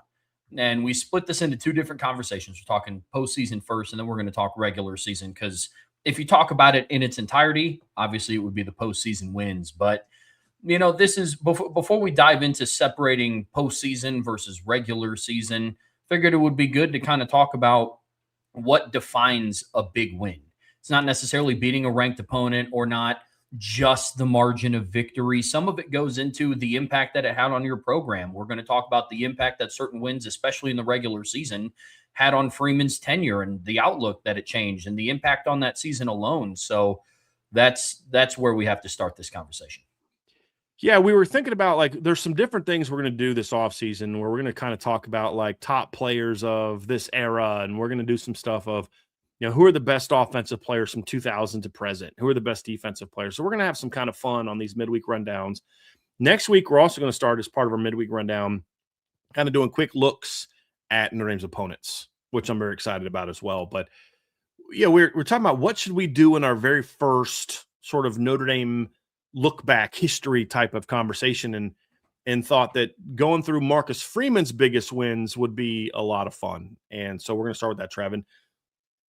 To your point, it was okay, it's hard to compare regular season and postseason. So we decided we're going to go in both directions. We're going to do both. We're going to separate the two and talk about what are the biggest regular season wins and what are the biggest postseason wins, because rarely is your regular season win bigger than your postseason win. Now, I say rarely, because I know the last time Notre Dame won a national championship, a very strong case could be made that their biggest win that year was not the title game against West Virginia, because technically it wasn't a title game. I don't think West Virginia would have won it all. I think it was number 1 versus number, 3 or 4. If West Virginia would have beat Notre Dame, Miami probably wins the title that year. Maybe West Virginia leaps them, but the biggest win that year was Miami still. But that's rare, especially in today's era where you've got to win multiple games to win a championship. So we decided to separate the two, Trev, and we're going to go kind of 5-1 in the regular season and 4-1 in the postseason. And so we'll kind of start that way and have some fun with it. But we did start, what do we say, Trev? We started in the postseason first, right? Yes, sir. And I know that the way that I gave it to you was in the reverse order of what I wanted to do it. So let's go 4-1 here and start with the fourth. We have 4 what we view as the big wins of the Freeman era.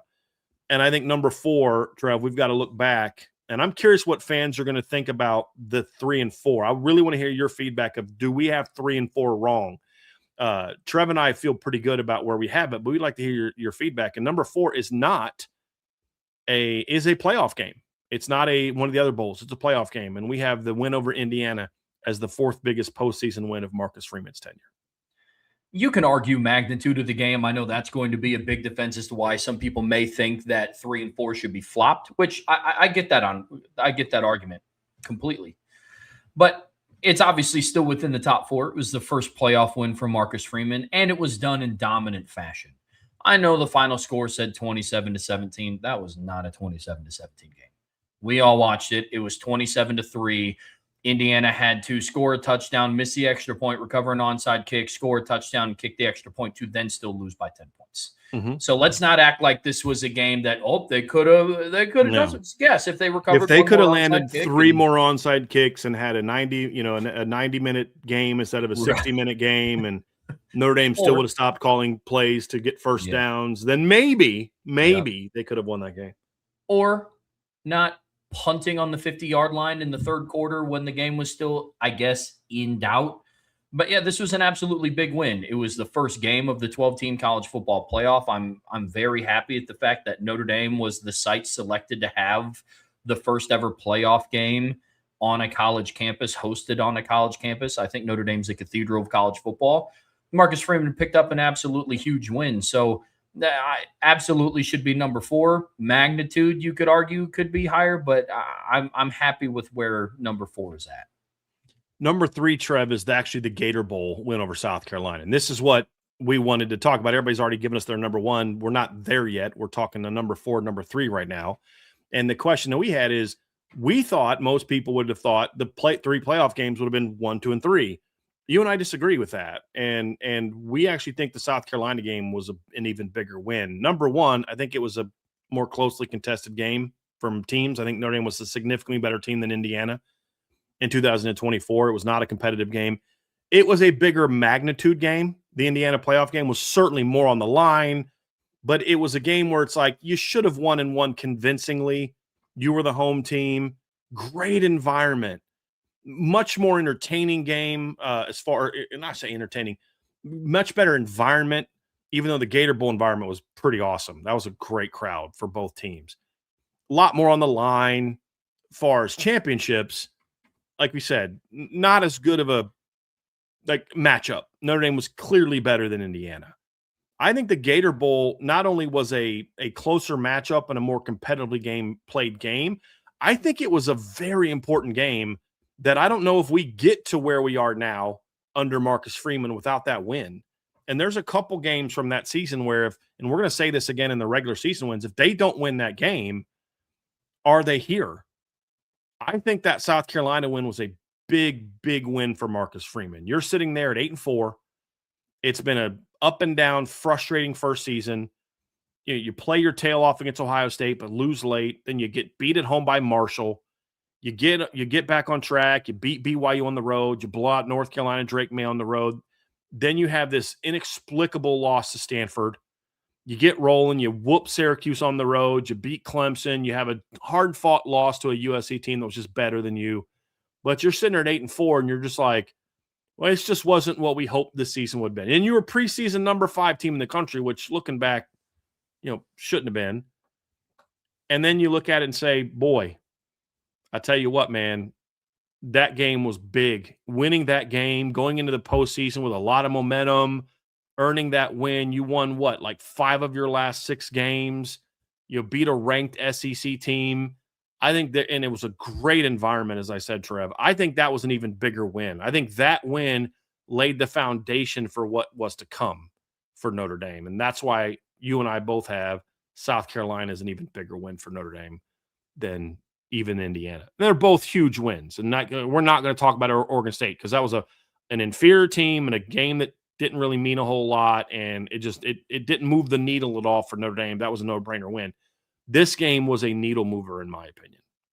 Yeah, without a doubt. I think it was a preview of things to come. I mean, we watched them in real time battle some self-inflicted wounds.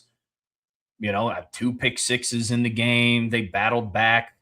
being down 21-7 at one point. They had a fake punt in a meaningful moment. I mean, how many times have we seen that in recent Notre Dame history? That was the game, I think, that started it, of like electing to run that little like pop pass to Braden Lindsey on that fake punt. I mean, that's a lot of the things that we know of Notre Dame right now under Marcus Freeman started in that game. South Carolina got them back a little bit in that game too with their own fake field goal. I think wasn't Pete Lembo their strength or their special teams coach, I think, on that team. Yeah. But yeah, that's a great point, Trev. And that was a big moment. It was like kind of like the perfect send-off for Braden Lindsey. It was the game where that creates the most what if about Tyler Buckner. Like there's a lot. Logan Diggs, Aldrich Estime both going off. There were so many things in that game that were just, it was the best game of Jaden Thomas's career at Notre Dame. It was the kind of the breakout game for Riley Mills. So you remember he had a couple sacks that game. It was also a game where it was the what if game for Jordan Patel. What if Jordan Patel could have done that every game? Didn't he have some like 10 pressures that game? PFF had him at like 10 pressures in that game. It was some insane. They had like 10 pressures, like 2 or 3 tackles for a loss. Like he was a monster. It was a very entertaining game, a frustrating game. 2 pick sixes and but it was a great game. And just to watch Notre Dame just wear South Carolina out at the end of the game was great. To say we're taking this game over in the trenches was a lot of fun. And it was a great performance. Number 2, Trev, and this is where I think there was a little bit of back and forth, but our number 2, we agreed on number 2, but we had a little bit of a debate on it, is actually the Penn State game. And it was obviously deeper into the playoffs, but let's kind of get into why this game was number 2 for us. It was a huge win for Notre Dame. Gave them a chance to play for a championship. There's no discounting the win. It was a game where I felt like we didn't see Notre Dame play its best, which I kind of like, because it was evidence that Notre Dame doesn't have to be perfect all the time now to actually beat someone good. They can kind of just play terrible football for a quarter and a half, almost 2 full quarters, and get down 10-0 on a top 5 team and still win the game, because they're just, our dudes are still better than your dudes kind of thing. And that was a definitely a statement type of win for us when we look at it. And it was also your second New Year's 6 game victory in a week, and it gave you a shot to play for a championship. And of course, it was a chance for Marcus Freeman to teach James Franklin a little bit of a lesson. And I think, so it was a huge win for Notre Dame in a lot of different ways. But I think the meaning for me was this program is to the point now where they don't have to just be perfect all the time in these big games or require the other team to not be good. They can say, hey, we're so much better than you that we can even play bad and still beat you. Yeah, the Penn State Orange Bowl was the Gator Bowl from 2022, just on a much grander scale. I mean, in the Gator Bowl, you go down 21-7, you fight your way back, self-inflicted wounds. Against Penn State in the Orange Bowl, you fall down 10-3. You need a last-minute drive in the end of the second quarter, led by your backup quarterback, to go put you within a touchdown. You get the ball back. We saw them fight self-inflicted wounds. Riley threw 2 interceptions that game. A lot of missed opportunity. Had to battle through some injury adversity as well. Rocco Spindler goes down. Anthony Knapp goes down. You put in Tosh Baker and Charles Jagasaw. Jeremiah Love's battling the knee injury, but still ripped off what I still think is one of the best 2-yard runs in college football playoff history. It was the best run of his career, in my opinion. It still was the most impactful, best run of his career. Without a doubt, man. And it's, for everything that it meant, it absolutely deserves to be number 2. But you don't get to the Penn State game without doing what you did in the Sugar Bowl against Georgia, which ultimately that was a big reason why that game against Kirby Smart and the Dogs is our number 1 biggest postseason win for Marcus Freeman. When comparing the two, a win over Kirby Smart is much more impressive than a win over James Franklin. And I don't care about our quarterback didn't play. I don't care. I don't care. If he would have played, they would have had some other excuse why they lost to Notre Dame. It doesn't matter to me. There was so much about that game. I mean, just the adversity both teams had to deal with the game being moved because of the terrorist attack in New Orleans that year and like right before the game. And Notre Dame people, we didn't have a certain court. Yeah, Notre Dame didn't have their All-American defensive tackle. They didn't have their would have been All-American corner. They didn't have their starting defensive end. They didn't have their second string defensive end who also got hurt. Like, you can miss me with the whole what you did or didn't have in that game.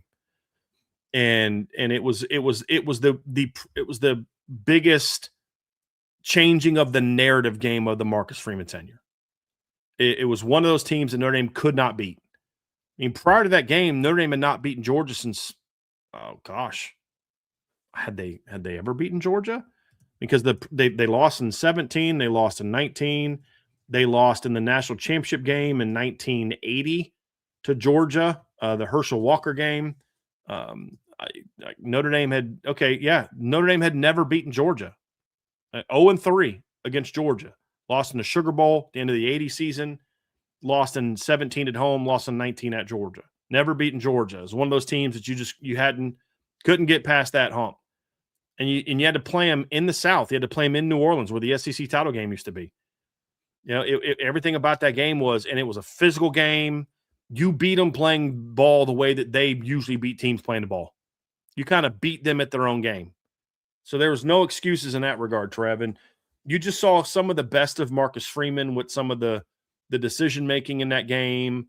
The fake on fourth down, just some of the different aspects where the team kind of had to rally around some early mistakes and it's keeping the team calm, and the aggressiveness to, after getting that fumble, to go for the end zone instead of like playing it safe and getting a field goal and going up 9-3. They went right for the jugular on that next play. There's a lot of that stuff in that game, Trev. And when you talk about impactful games, not only does it give you a chance to beat Penn State, it was a narrative killer to where anybody trying to talk down the significance of that win looks kind of dumb doing so. Like, dude, come on, bro. You look kind of petty trying to explain that away.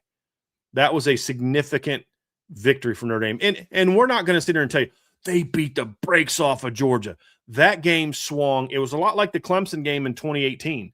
That game swung in less than 5 minutes. Outside of that 5 minutes, it's a very well-played game, very closely contested game. And you could even argue less than 5 minutes. It really swung in a 2-minute stretch where Notre Dame got a field goal, forced a fumble, scored on the next play, and then returned their next kickoff. I mean, in the 5 minutes of game time stretch, that game broke wide open. But Notre Dame was clearly the better team that day. That was a game that showed me that Marcus Freeman could be the guy to bring home a title. And it has everything to do with the meaning of the opponent as well. That's why Georgia was number one for me. I think if the rest of the playoffs played out the same, they lost to Ohio State in the Natty, they beat Penn State in the semis, they beat Indiana in the first round, but they beat like Ole Miss or something. Arizona State. Yeah, like Penn in the State's first round. path, right? SMU and Boise. Yep. If they would have had that instead, I think we would still have questions about Marcus Freeman. But when you do something against Kirby Smart down in his territory, coming after winning the SEC, outcoached him. Yeah, absolutely. That hits a little bit different. But it ended the stigma, to your point. Like I had, respectfully to our Hoosier friends, I had no concerns if Notre Dame was going to lose the first round of the college football play. Like we previewed the game, we talked about Notre Dame's going to have to show up and bring their A game. Yeah, they had to show up and bring their A game if at one point they wanted the game to be 27-3. They could have played their B game and beat Indiana at home at night in that environment. You couldn't have done that against Georgia, though.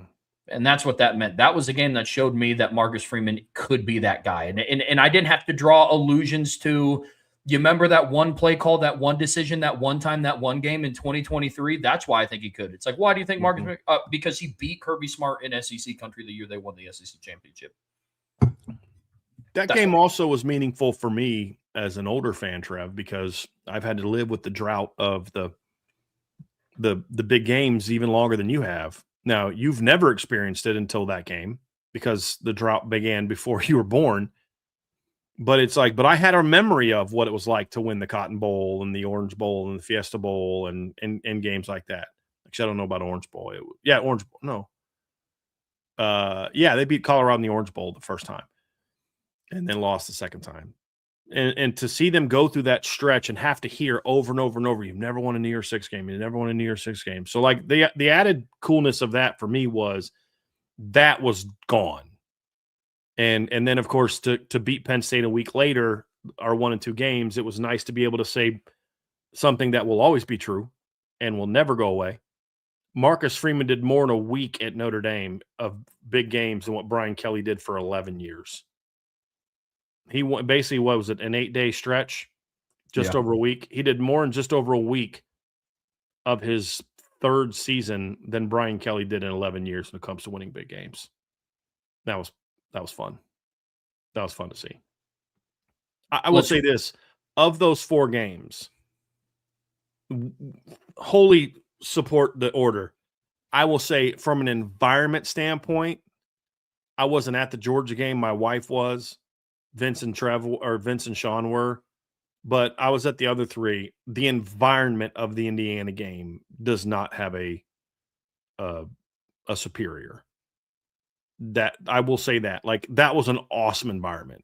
It just wasn't as big of a game and as big of a win. It was the one you're supposed to win.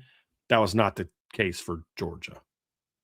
Matter of fact, it was mostly just Notre Dame fans who actually thought they were going to win. And let's be real, there were some people in our chat that didn't think Notre Dame was going to win that are Notre Dame fans because we had been living our whole lives never winning those games. That's exactly why it's the biggest win of the Freeman tenure so far, regular or postseason. But it's definitely number 1 of this postseason conversation. Let's talk about the regular season then, Brian, and break down his top 5 biggest wins in the regular season. Then we'll also talk about some honorable mention games that didn't really sneak into the top 5, but I think that's just a testament to some of the big wins that he's picked up in his 4 years that he's completed here. We'll do the same thing. We'll work in reverse. We'll go 5-1 here. And with our 5th game here, Brian, it was actually this past season, the only one from this past season, and it was Pitt on the road. Yeah, we kind of went back and forth with this game in a couple games, and we're trying to decide what that number 5 is. But really what it came down to it, Trevor, is when you think about the environment and the stuff surrounding that game, it's a top 25 game matchup.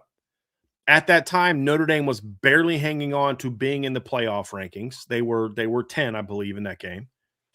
And you had to go and win that game. The thought was you go on the road and beat Pitt impressively, you pretty much lock down a playoff spot. That's the pressure that was on the team. Now, it turned out not to be that way, but that's the pressure that team faced. Pitt had been hot. They'd been playing really good football. Their quarterback had been putting up a lot of really good numbers. Game day was there. It's late November. I think it was, third to last game of the year. This is the biggest must win that Notre Dame had all year when it came to like the biggest moment. Every game was a must win after A&M, but this is the biggest one to date. USC game put them on the map. This is the game that was supposed to solidify their playoff spot. And ended up not doing that, but the fact that they played as well as they did, with that being what the expectation was, the pressure was, I think made for a really big win for Notre Dame. And it said a lot about this team. And I also like embarrassing Pat Narduzzi all the time, but especially true on his home field. Yeah, it was their one opportunity to pick up a ranked win in the month of November. And we talk about handle your business. They handled their business that day. That is 100%. Yeah, and the game was not as close as the 37-15 score. No. And that's also part of why this was a big win. It wasn't just that they won the game. There's another game that we'll talk about in the honorable mention that I would argue was a better team, but it wasn't as big. It wasn't a best win because we thought the team played poorly until the last 30 seconds of the game, really. You know what I mean? This was a game that not only was a big moment, but also a game where they dominated, and you saw the potential of this football team. And if Marcus Freeman, I think if could have a little hindsight, I think he probably wouldn't have called off the Dogs as quickly as he did in that game either. I think he would have left them on, and we would have seen an even more convincing outcome. But that's number 5. Number 4, Trev, in this list, 24 season, 31-24 win over the Louisville Cardinals. Number 15, Louisville. I believe at the time, Trev, Notre Dame was unranked. No, they were 16th. 16th? Okay, Notre Dame was 16. I keep thinking they dropped out after that. Lost to Northern Illinois. They should have. And they played number 15, Louisville. You had beaten 2 cupcakes leading into that game after the Northern Illinois loss. This was the game that was going to define the season. As we looked to the future, There were no other teams that we could guarantee were going to be ranked. Now, Navy and Army ended up climbing into the rankings, but this was, at the time, the last big win that Notre Dame could earn, and they went out and got it done. And it laid the groundwork for what was to be a race to the playoffs. Yeah, this was the game that showed me in the 2024 season that this team had rebounded from that loss to Northern Illinois, and if they continue to improve, could make a run to the playoffs. You got to continue to win out. You had a big game at the end of the year against USC, but if they got into the playoffs, it was this Louisville game that showed me that they could be able to make some noise. Purdue did not do that to me. Purdue, and if they lost, they're out. Their season's over in September. Purdue in 2024 was atrocious. I give the stat all the time, and I'm going to give it again because I love saying it. If they would have started every game with a 34-point head start, they would still be 6-6. That is how bad Purdue was in 2024, folks. So terrible. And 4 of those 6 losses would have still been by double digits if they had a 34-point head start. So awful. Keep that in mind. And then the Miami of Ohio game was ugly. And the fans knew it was ugly too. Whether you agree or disagree with the premise, don't want to get into this argument. But Notre Dame, as the home team, was actively getting booed against the second G5 team that they were playing because the start of the game was just atrocious. Riley Leonard threw his first passing touchdown of the season against Miami of Ohio to Bo Collins at the end of the first half. But it was that Louisville game that really kind of got the monkey off the back. You were hosting a ranked opponent. The weather wasn't great. And you started out with some adversity too. You had a fumble on like the opening kickoff and gave Louisville the football on your doorstep, and they capitalized. And so that game was absolutely huge for Marcus Freeman. I think that's kind of what started to turn the 2024 season around. But there is a reason why that's number 4 overall on our list, because the number 3 game on our list was awesome. And it is one of my favorite games to go back and rewatch. It was a top 10 opponent. They were undefeated coming in middle of October, still too cold for our friends out west. Notre Dame ended up winning 48-20 over the USC Trojans. Yeah, looking back, obviously, as it turned out, that USC team kind of fell apart after that. I still say USC was better than 7-6 that year. Notre Dame, or what did they end up, 8-5? They were better than that year, but Notre Dame kind of broke them a little bit. Just the way that Notre Dame beat them, you kind of saw everybody now, nobody feared Caleb Williams anymore after how bad Notre Dame embarrassed them. And there's so many reasons why this was a number 3, Trev, and why you could argue that it could be higher in the rankings, but it was a home game. Let's set the stage. Notre Dame has dropped to number 21 in the rankings because they've lost 2 of their last 3 games and barely won the game they didn't lose over Duke. Obviously lost to Ohio State, got blown out by Louisville. They're coming off of that beatdown against Louisville. They've had 3 straight night games. You're at home, undefeated USC, reigning Heisman Trophy winner, and a team that smacked you around a little bit the year before was coming to play. And Notre Dame was able to go out there and not only win, Trev, but just absolutely beat USC down in that game. And every time USC tried to make it a game, Notre Dame went right back. If you remember, they scored. You had a long punt return by Zechariah Branch. It was 31-13. He gets tackled by the punter, which I love saying, Bryce McPherson. They score, make it 31-20. And of course, now the NBC announcer's like, well, if they can make a stop, this game's not over yet. And technically that was true. And that's when Jadarian Price began his abuse of USC. And it was a very unhealthy relationship between the two of them, because Jadarian just made a habit out of embarrassing USC, takes the next kick back to the house, and game's over. Xavier Watts had sort of his breakout game from a national standpoint. The nation realized how good he was. I think that game is why he ended up winning the Nagurski and all those different awards, even though he was better the next year, because he didn't have that same kind of spotlight game where he was a star. And you had the 2 picks in the game, returned them both deep in USC territory, set up touchdowns. Then he has the fumble recovery he takes back to the house himself. Just a tremendous game. And anytime you get a chance to blow out a rival, that's always fun. When you get a chance to blow out a rival who's ranked number 10 in the country, that makes it even sweeter. But also, Trev, it was a game they needed. They needed that confidence boost or they're going to fall apart. And a lot of these games in 22 and 23 of the Marcus Freeman tenure, his tenure was kind of a little wobbly at different points. In a lot of the games that we talked about, and we'll mention some of those honorable mention games, it was maybe it wasn't like the biggest win of Notre Dame history, but it was like you're not where you are now if you don't have that win. And I think that USC win is one of those where if this team didn't respond to adversity the way that they did and just kind of sleptwalk that next week, you're going to lose to USC. And who knows how that season finishes? Who knows how Marcus Freeman is viewed after that season? Could he put the recruiting class together that he put together? We don't know the answer to that. But once you won that game, your team kind of rebounded, won, 4 your last 5 regular season games, all in blowout fashion, win your bowl game, and rallied and finished, 10-3. You lose that game, we're having a very different conversation about Marcus Freeman's tenure. And as somebody in the chat just said, USC hasn't recovered since, and he's not wrong. No, I will always have fond memories of that game. I won a pretty good bet on FanDuel that game. Thank you, USC, because I think at that time USC was favored. Gosh, they were favored by like 2.5 points. So it was basically a pick-me game since Notre Dame was at home. And I placed a bet on Notre Dame's alternate spread at -9.5. I thought they'd win by 10, and they won by 28. So appreciate the easy assist there, USC. It's much obliged. But I'm with you. That one was absolutely dominant. I was there with Lauren, and that was her first time going to a Notre Dame USC game in person. And then she just expected them all to look like that. I was like, okay, well, I don't know if that's always going to be the case. Yeah. But it was awesome, man. I'm with you. Number 2 on our list here, Brian, was also in the 2024 season, and it was the first game of the year. It was when they traveled down to College Station, played the Texas A&M Aggies on the road to open up the season. They had a new head coach, Mike Elko, a former defensive coordinator at Notre Dame, and this was a monumental win. Sure, it was huge. I mean, tough opponent on the road, SEC team, season opener.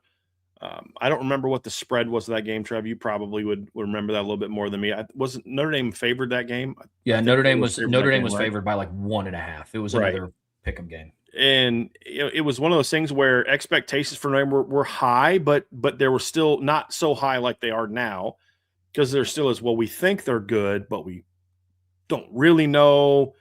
Last year was kind of weird. They got Riley Leonard. It's a little bit of a new look team. You got Mike Denbrock back. Like, there's a lot of how good is this team really going to be? And of course, all offseason we had to listen to how hard it is to win on the road in the SEC. And then this is the hardest place to play in the 12th man. We had all these A&M fans jumping into the chat about, Notre Dame's this and Notre Dame's that. And it was a statement game. It was a major statement game. A&M, I believe at the time, was ranked, Trev, going into the season. I think, let me just go look real quick. Sometime they were 20th. Notre Dame was 7th. And, it was one of those games where you were able to say, hey, look, this is now what, 2 SEC teams in a row that Notre Dame was able to beat. Obviously beat South Carolina at the end of the 22 season. And it was a statement game. It's a hard place to play. It's the toughest stadium to win at college football. It's like Notre Dame's done that like 3 times. Every time they play an SEC team on the road, it's like, it's the toughest place to play. Okay, sure, whatever you guys say. And they handled their business. And it was a great game. It was a hard-fought game. It was a competitive game, and then Notre Dame pulled away at the end. But that was a back-and-forth game for 3.5 quarters, Trevor. And there was a time in the fourth quarter where A&M looked like they were kind of getting a little bit of momentum. They were starting to run on Notre Dame a little bit. Le'Veon Moss was starting to have some big runs. They tied the ball game up at 13-13. And Notre Dame answered, and they responded great. And that's really been the big thing about this program that we've learned is they respond well to adversity, and that game was absolutely evidence of that. When you factor in the magnitude of the game, I guess you could call it like the reputation of the stadium, it was Marcus Freeman's biggest road win of his career up to that point. Because up until then, the games in question are 23 Duke and probably 22 Syracuse on the road in the Dome. Right. Because leading up to that game, we were told that these were the games that Notre Dame loses. Right. 23, Trev, they won at NC State. They won at Duke. They won at Stanford, and then they lost at Clemson, who perception-wise is the better team. In 2022, obviously they lost to USC on the road. They lost to Ohio State on the road. They beat Syracuse on the road. And then they beat North Carolina. Again, teams that you're not going to get a lot of credit for. So who are we debating who the best win is? Is it over Drake May and an unranked North Carolina team? Is it over You know, is it over Syracuse? Is it over Duke? Is it over NC State? Like, those aren't great teams that you want to be arguing for your best road win. Yeah. When it's Texas A&M, whole different story. So yeah, you're right. It was a narrative changing game in a lot of ways. Of course, that was short lived. That narrative was short-lived. Very, very short lived. That was a great weekend for me personally, followed up by a really bad weekend. Yes. But another weekend that was also a great weekend for me personally and the rest of the Notre Dame fan base was the game in our number 1 slot. Mm-hmm. And that was Notre Dame's just dominant 35-14 win over Clemson in 2022. That win, I was also in person at with my dad, and that game was just absolutely fantastic. It was wild. This came 3 weeks after you had lost at home to a Stanford team that had not beaten an FBS team in over a calendar year. Their only win so far that season, I believe, was over Colgate. And it was such a weird game, Trev. Just even now, still thinking about it, that loss was just bizarre. You bounce back with a sloppy win over UNLV. You go on the road with a nice win over Syracuse, but you kind of let them get back in it. And you're thinking, how's this game going to go? Notre Dame's unranked. Clemson's the number 4 team in the country. You haven't had a ton of success against Clemson in the past. And, you beat them once at home, and that was in a close game and overtime. And, they had just come off of a win over Syracuse, but they had a bye. They had beaten Florida State on the road. They had beaten a number 10 NC State. They had beaten a ranked Wake Forest team on the road. They'd blown out Georgia Tech. Like, they were a good football team.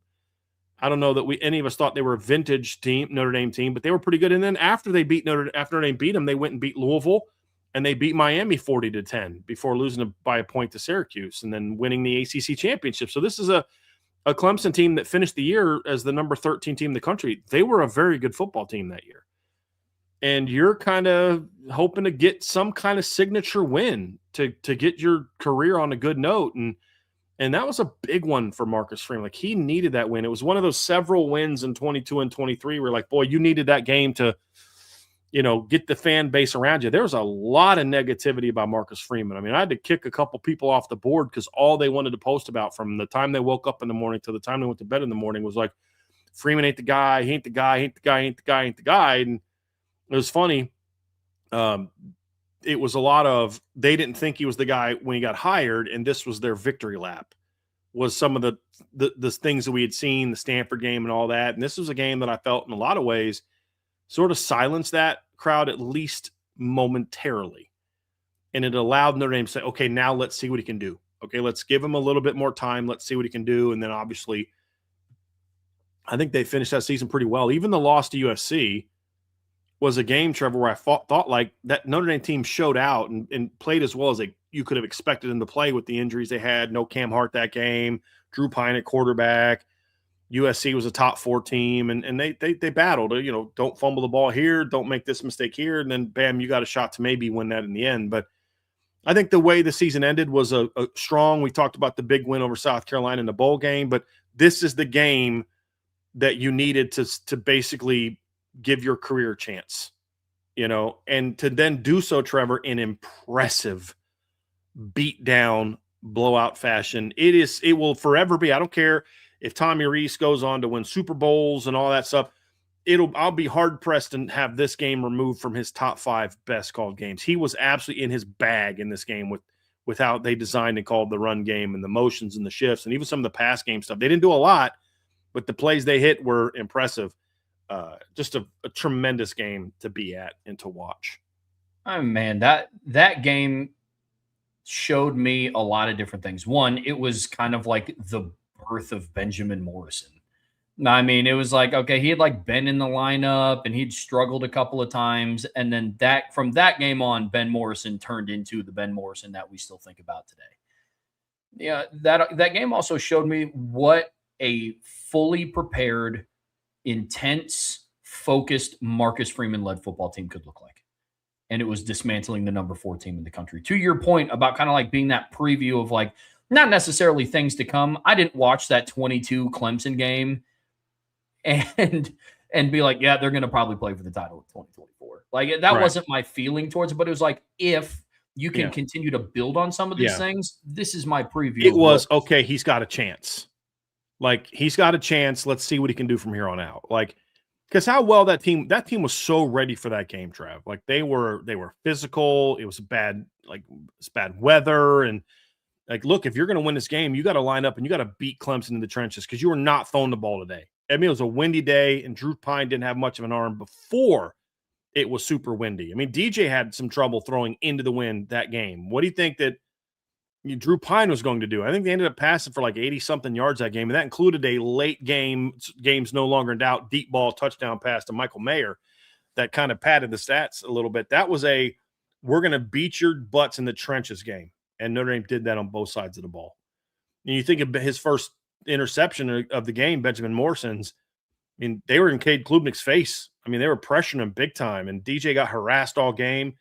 That was a statement win for Notre Dame, a big statement win. So, highest ranked opponent I think that they've beaten the regular season, like when the game played, I believe number 4, I think is the biggest win that Marcus Freeman has had as far as like the ranking of that team at the time of the game in the regular season. The only other game that I believe is where a team was ranked higher at the time they played, I believe, was Georgia being number 2 in the Sugar Bowl, because Indiana wasn't ranked in the top 5, and Penn State was, I think, 5th, I believe, in the seated 5th or 6th in the playoffs that year. So, but we're ranked 5th. So, 4th, I think it might have been 4th. But anyway, point is, this was without a doubt the best team ranking wise they'd beaten the regular season. But I also have it number 1 because of how impressive of the win it was. It was an absolute beatdown. And it wasn't like it was a fluky game where some weird, Clemson quarterback drops back and goes to pass and the ball falls out of his hand with nobody near him and Notre Dame recovers. It was like they beat their tails in the trenches on special teams for 60 minutes. And I think it was also a game that really started or kind of led to Brian Mason no longer being at Notre Dame as well, because he was on fire that day as well on special teams. I mean, that big blocked punt, Jaden Alsbury runs back for a touch, or Prince Colley runs back for a touchdown, and that game was big as well. So that was without a doubt the biggest win of the Marcus Freeman era. Let's talk about some of the honorable mention ones, Trevor, a little bit too here. One game from this season we did not have on there is 25. The 25 season is USC, just because we didn't think USC was that good. It was a game Notre Dame should have won, and honestly, I didn't think Notre Dame played that well in that game. That's why we didn't give as much respect to it was a good win, but it wasn't like, oh my gosh, top 5 win for the Marcus Freeman era. Agreed. I feel the same way about the 24 USC game as well. It was in conversation for me briefly, because it was like, okay, this was like basically the 3rd time Notre Dame has had to end their season to secure a either playoff bid or a bid to the national title game out in Los Angeles. That was in contention for me as well. The 24 game? Yeah. Yeah. The only reason, so 25 we didn't make because, again, they weren't that good. They were a ranked team, but Notre Dame was way better, should have won. 24, same thing, Trev. It was a big win to solidify a playoff berth, but it wasn't a very good USC team. And so I think that's, so those 2 USC games did not make our cut. Thought long and hard about the 24 Army team. But again, it was just they were an inferior opponent, but it was still a great moment. Beat down, ranked opponent in Yankee Stadium. We thought about that one as well, but just missed the cut. It's fun, 23 NC State. That was a beat down road win over a team that finished the year ranked 21st. That was a really good win. I just don't know if at the moment it was considered a big win. They weren't ranked at the time, and NC State wasn't. But that honorable mention, 23 Syracuse was a big win. They were ranked 16th at the time. That was one that we considered. And then here's a couple interesting ones, Trev. Number 1 is 22 Cal. Now, I understand what y'all are thinking. Hold on a second. Cal wasn't very good. Notre Dame didn't play very well. And it was an ugly game. You let Jack Plummer run on you. Why is that honorable mention? Because if they don't win that game, Marcus Freeman is probably not the head football coach at Notre Dame right now. Like, they needed that win so bad. And I felt like if he didn't get that first win, it was the first win of the Marcus Freeman tenure, the very first win. If they don't get that win, who knows how that season goes. I mean, do you go on the road the next week and beat North Carolina? And do you go out to Las Vegas and beat BYU if you're coming off of a loss to Cal and Marshall in back-to-back games? I felt like the second half of that game is when we started to see the Harry Hiestand line start to look like a Harry Hiestand offensive line. You ran the ball that game. Obviously, you remember that was the first game without Tyler Buckner, so there was a lot of uncertainty in that game, and Notre Dame was able to go out there and get it done and kind of get things started. So we considered that game as well. Yeah, it was in consideration, but then, like you said, you kind of factor in like the level of opponent that it was. Not enough to put in the top 5, but the first win is always big in your coach's tenure. Another one that we thought about was 23 NC State. That was one that was like, okay, up until that point in time, that was just a weird game. You had the weather delay. It was one of the bigger road games that Marcus Freeman had in his tenure that was won. But again, that offense didn't turn out to be what we thought it was going to be at that point in time. Brennan Armstrong wasn't the quarterback we thought. And, after they kind of made some adjustments during that rain delay, that game just got very not close kind of quickly. The last game to talk about, Trev, is Duke 2023. Technically, in a lot of ways, this is a big win for Notre Dame. And I think it could have been a game that we could have included in the 2015 or the top 5. And honestly, it was a season-saving win. I mean, there's a lot of things that meet the standard for a top 5 win. You beat a ranked team on the road. Riley Leonard was the quarterback. Beat Mike Elko also, right? So, Freeman's 2-1 against Coach Elko. And it was a game where the team showed a lot of heart, coming back in that game and jumped out to a 10-0 lead, let Duke get back in it, get the ball back, and you're down, was it 14-13? And it's about a minute left, and they, Sam Hartman's scrambling out of his own end zone because they're getting pressure on him because the O-line was terrible that game. Get into a 4th and 16. He scrambles, moves the chains. Was it 2 plays later? 1 play later, Audric Estime runs for there's a couple plays later. Audric Estime runs for a 30-something yard touchdown where Marcus Freeman's telling him to go down. Still, just no, coach, just no. I have a feeling the last 2 years should be enough to give Marcus Freeman pause on ever telling a player to go down and not score a touchdown, because field goals and extra points are no longer a certainty at Notre Dame. But the problem with that game, Trevor, it's hard for me to put that as a top 5 game because they played so bad for much of that game that it's like, yeah, that was an important win, but it wasn't a best win because they just didn't play well. They just, at the end of the day, they won that game because their dudes were better than Duke's dudes outside of the quarterback. That's the only reason that game was competitive, and why they won, or that's the only reason why they won that game. Because Duke outplayed them in that game in a lot of ways, Trev, but they just had better players. So that's why, for me, it couldn't get to the standard of top 5 wins, even though it's a ranked opponent and all those other things. It was an ugly game. Yeah, it agreed completely. It was an ugly game. It was one that was very not satisfying to watch. And it's like, with the presence of USC 2023 in that list, it would have been hard within like a 3-week time span. It's like, that's the win that salvaged their season. And then they lost to Louisville. And then it's like, but then they played USC, and then that's the win that salvaged their season. And then they went and lost to Clemson. And then it's just like, all right, like, yeah, that's how weird of a year 2023 was. Well, and I just think they played so bad the next week. Clearly, they played against Louisville the same exact way they played against Duke. It's just Louisville had better players and they could expose Notre Dame more. Yeah. Like, I don't think it was, again, I just think it's Notre Dame had better players. That's the only reason they won that game. It wasn't a great win. The USC game was a great win, and that was the season salvaging win. That's why, to your point, it's like, how many of those 23 season salvaging wins do we want to throw into this conversation? Right. You know what I mean? No, I'm with you on that. What's interesting about the 26 season, I'll just say real quick before we move into the final segment, Trevor, is for all the talk about how this is the soft schedule and all that, there's opportunities for Notre Dame to have a few big wins that fit into this top 5 wins. At BYU, home against Miami, and home against SMU could potentially set up a chance where, if we're having this conversation a year from now, we have a different list, potentially have a much different list. First, they got to win those games, number 1. And then number 2, those teams have to hold up their end of the bargain of being really good teams. But I think at least one of them ends up being in this list. It would not shock me if the game on November 7th makes its way into this list.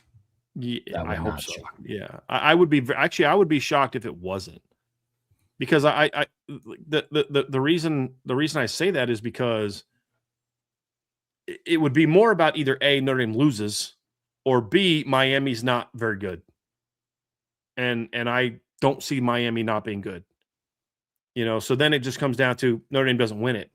But like, if Notre Dame wins this game, I'll be shocked if it's not in the top 5. And the only way it won't be is if Miami just isn't as good as we think they're going to be, which if we thought they weren't going to be good, then we would think they wouldn't be good and we'd be saying they're not going to be good. So obviously anything could happen. But I have a feeling that's going to be a matchup between 2 top 10 teams, if not 2 top 5 teams. Yeah. I think it's going to be a vintage Notre Dame versus Miami game. It's going to be your first, I think, real glimpse into the Notre Dame Miami rivalry. And the reason I say first is because, as we talked about last year, you didn't have that feeling about Miami going to the game last year. You didn't have that rival, like a lot of Miami's not the rival to your age group as it is to mine, because you haven't lived much of the a rivalry. Have you? I mean, I think the only time of your lifetime where they've played each other in back-to-back years was 16 and 17. And, obviously those were not great games. Notre Dame won one, lost the other. So it wasn't like a rivalry for you. I think now, looking back, having watched Notre Dame lose that game, and then all the discourse between the two teams and all the recruiting battles and all the disdain and then the playoff thing and all that, now it's like, okay, now it's a rivalry.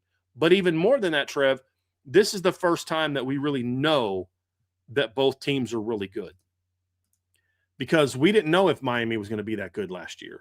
And, some people didn't think they were even going to be a top 25 team. They were number 10, but a lot of people thought they were overrated, shouldn't be that good, blah, blah, blah, blah, blah. 6 versus 10 was a great matchup. I think it's at least 6 versus 10 again this year. And I'd be willing to bet you that at least one of those teams is in the top 5, if not both of them, when they play on November 7th. So it'll be more, I think, have more of a rivalry feel this year than it did last year, because of everything that happened last year. So yeah, it's also going to help that it's going to be on a college campus this year too. I imagine that's right. Yeah. What's interesting is the road games at Miami were never on a college campus. The Orange Bowl was also off campus, but it was a little bit closer. But it just had the Orange Bowl had more of a college bowl, like college game feel, where like not only is that game that thing not on campus, it just doesn't have a college stadium feel. Same thing with Pitt. I don't have a problem with a team like, hey, we don't have the space to have a game on campus, but it's like when you put it into an NFL stadium, it's like, dude, this doesn't even feel like a college stadium.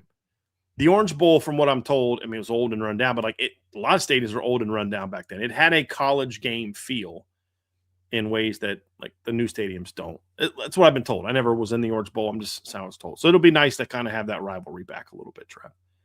Very, very nice. Up next here on the Irish Breakdown podcast, brought to you by our friends over at FanDuel, we have a really interesting conversation up. And we've been asked really throughout the offseason, we got asked this last year about just the tiers of college football and where Notre Dame falls in that.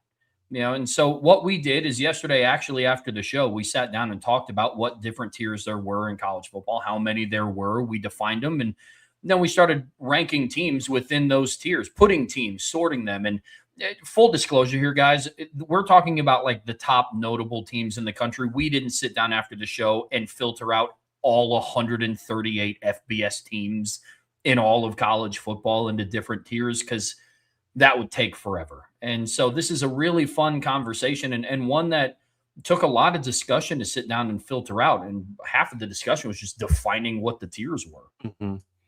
Yeah, like what do they even mean? And so, Trev, we'll go 1 to 3. We'll start off with the top and explain why they're the top and just kind of dive into that way. So tier 1, let me pull up our text thread, Trev, because I have it in our text thread that I sent it to you yesterday. So tier 1 is basically teams that have shown a consistent ability to compete for a championship, or have been dominant under the current staff, even if it's for a shorter period of time.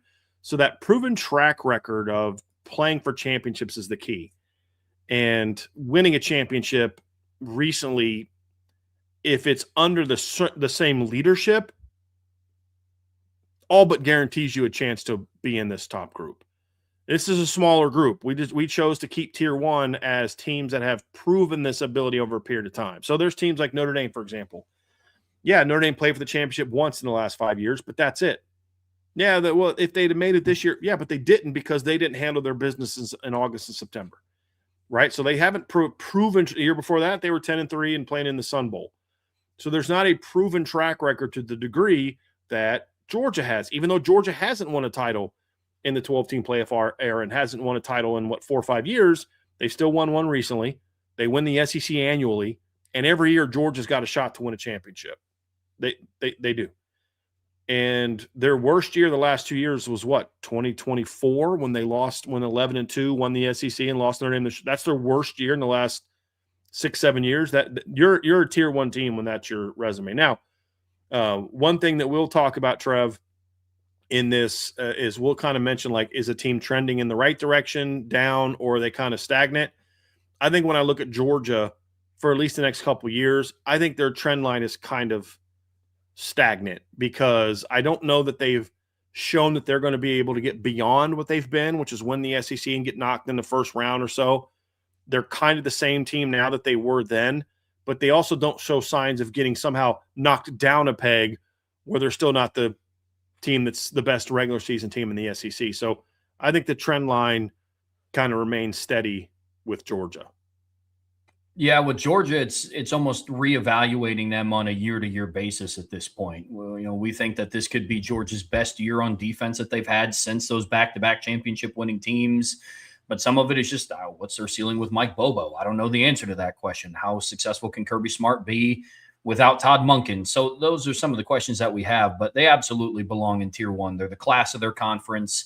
Every team that is on the come up in the SEC is still chasing to be what Georgia has been since 2020, and so that's how I look at Georgia. I'm with you. I think they're a tier 1 team as well. And whether we agree with it or not, and to varying degrees, and I don't want to get too much into this, but to varying degrees, you can be a champion. Like, I think Notre Dame is a title contender this year. And I also think that Indiana is a title contender, but I would argue that they're on different planes.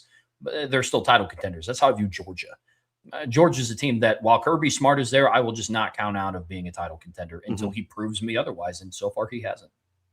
It's hard for me to say a team that's won the SEC 2 years in a row and is not a tier 1 team when they've won a title, 4 years ago, back-to-back titles 4 or 5 years ago. It's hard for me to put them out, even though I think they're trending down from where they were in 22 and 23. I think they're holding steady from where they've been the last couple seasons and moving forward. Other team that's a no-brainer in tier 1, Trevor, is Ohio State. Not only did they win the title in 24, they were in the playoffs last year, were in the Big Ten championship last year. Their down year in recent seasons was the 23 year where they went 11-1 in the regular season and lost to Missouri in the Cotton Bowl. 22 season they played in the college football playoffs, lost to the eventual national champions by a point in a game that I would contend if Marvin Harrison doesn't get knocked out of, they might win that game, or if they had a couple things kind of go their way. Point is, it was a great game where they took the national champions down to the wire in a way that nobody else could that season. And that was a great Georgia team. And then, of course, again, they're going to be preseason probably number 1. I think you said on FanDuel, they are right now the favorites to win a championship. There is no more consistent teams in the country outside of Georgia and Ohio State, since I really kind of think college football reset after COVID, just with rule changes, and not just because of COVID, but that's the timing of it. Coming out of that, there was tons of conference realignment that didn't come out of that, but happened after that. You've got rule changes in the game, NIL, all these things have changed. It's just a different world from pre-2020. And so when I look at the top teams, there's been no teams more consistent from just the beginning of this new era to now than Ohio State and Georgia. And both enter this season as, once again, legitimate title contenders, which they have been most seasons, every season actually, since we kind of entered this new era of the last 5 seasons. Yeah, agreed 100%. Ohio State has proven that they belong in this conversation. They won a title two seasons ago, so not that far removed. And they've been able to overcome some questions that I had. Like I said yesterday, that I was not a fan of the Matt Patricia hire. And they went out last season and had the number 1 defense in the country. Now they have to have a new offensive coordinator. Which is why we're a little less maybe vocal with some of our concerns about the Arthur Smith hire. Because it's like, well, I'd like to say this is a bad hire, but yeah, exactly. I said that about Matt Patricia a year ago as well. So exactly. Like when one of their 2 down years since like 2020, really since COVID has ended, is going undefeated in the regular season, playing in the Big Ten championship game, losing to the eventual national champs by 3, and then losing to the national runners up in the quarterfinals, I would take that off season. I would take that down year for sure. Yeah. If it followed a year that you won the title the year before, sure. Yeah. Sure, I'll take that. And we only have 3 teams in Tier 1, Trev, and the third team is a new team in Tier 1, and that is the Indiana Hoosiers. And say whatever you want about Indiana and whether or not you think it's going to last or not. I think people just need to come to the reality that as long as Curt Cignetti is the head football coach at Indiana and they're spending money the way that they are, that they're going to be a team that's a contender. Now, will they win the title again this year? Don't think so, but I didn't think they were going to win it last year. Curt Cignetti's been there 2 years, and in those 2 years, he's led his team to a championship, and he's led his team to the playoffs. And the only team that beat him in the last 2 years, the only team to beat Indiana in the last 2 years, is Notre Dame and Ohio State. That's it. But the following year after Notre Dame beat Indiana, Indiana won a championship. Notre Dame's sitting at home. Did Indiana have an easier regular season schedule? Yeah. But with all due respect, the road game at Miami ain't a whole lot different than a road game at Oregon. And they went on the road and beat Oregon by 10. Notre Dame went on the road and lost. Now, they didn't have a second game that was like the Texas A&M game, but okay, so what? They handled their business. But they did have to do that when they had to play Ohio State and Indianapolis, and then when they had to play Alabama, when they had to play Oregon in a rematch, and when they had to play Miami at Miami and won that game. You can't take away what Indiana's done the last 2 years, and then you look at what Curt Cignetti did at James Madison. Look what they did this offseason, loading up again in the portal. Indiana's here to stay. As far as a team that is a legit contender to win the Big Ten and then make a run in the playoffs every year. And they have a championship to show that they're capable of it. For right now, for Notre Dame, Oregon, Texas, a lot of teams that we're going to talk about in Tier 2, it's all, in theory, I think they're capable of doing this. Indiana has proof of the fact that they can do it. They've shown they can win a championship. Under the current leadership, you can't leave them out. 100%. Last year, they proved that they weren't a flash in the pan and put an exclamation mark on it by going undefeated in the regular season, undefeated in the postseason, and then winning a title. Yep. I'm with you. Indiana's absolutely nothing fluky about their championship last year.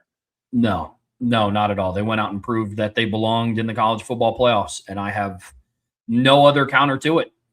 That's why I love the playoffs. You can go out and prove it on the field. Let's get into Tier 2, Brian. And our definition for Tier 2 teams are teams that have dominant moments or seasons that are on the cusp of jumping into Tier 1. Teams here should also be considered legit title contenders in 2026. Yes, and we have 5 teams in this category, and the last one's going to be very interesting to talk about. And we're going to start off with the team that you and I believe is the team at the top of Tier 2, and that is the Notre Dame Fighting Irish. Look, Notre Dame has done a couple things. Number one, they have had 3 straight years of 10-plus wins under Marcus Freeman. They did make the college football playoff. Marcus Freeman has beaten Curt Cignetti, has beaten Kirby Smart. I think he's the only he's the only coach in college football that has a win over Cignetti and Kirby Smart. Because I don't believe Ryan Day has a win over Kirby Smart, correct? He's only coached against him once, and they lost that game, correct? You know, so you made your run to the championship game. Yes, you fell short this year. Yes, it's partially because of your own, what you did on the field, but you can also say, look, they had a 3-point loss to the national runners-up. They had a 1-point loss to a team that made the playoffs and lost to the national runners-up by a touchdown. Those were at the beginning of the season. They went on a 10-game winning streak where literally every game was decided by double digits. They were a dominant football team. They returned as a preseason top 5 team. They've accumulated a top 3 to 4 roster in college football. We think it's number 1, but we'll leave it open to debate. I don't think most people that I respect will argue it's outside the top 4 of college football. And you're a team that's starting to pump out high-level NFL draft picks. You're pumping out highly ranked top 5 recruiting classes. Everything that you say, things are trending towards a team that can win a championship, you can check off for Notre Dame, and that's why they're at the top of this list. And when you look at some of the other teams on this list, there's only one other team that I think you could debate has shown more than Notre Dame. And even there, I would say I don't agree with that, even though they have a head-to-head win over Notre Dame. But I think no team has shown more that they're on that verge, in my opinion, than Notre Dame. Agreed. I echo every single sentiment that you said about Notre Dame. Then another team that we have in tier 2, Brian, is one of the teams that can contend with Notre Dame for one of the best rosters in the country, and that's the Texas Longhorns. But for a lot of the similar reasons that we didn't put Notre Dame in tier 1, you also can't put Texas into tier 1.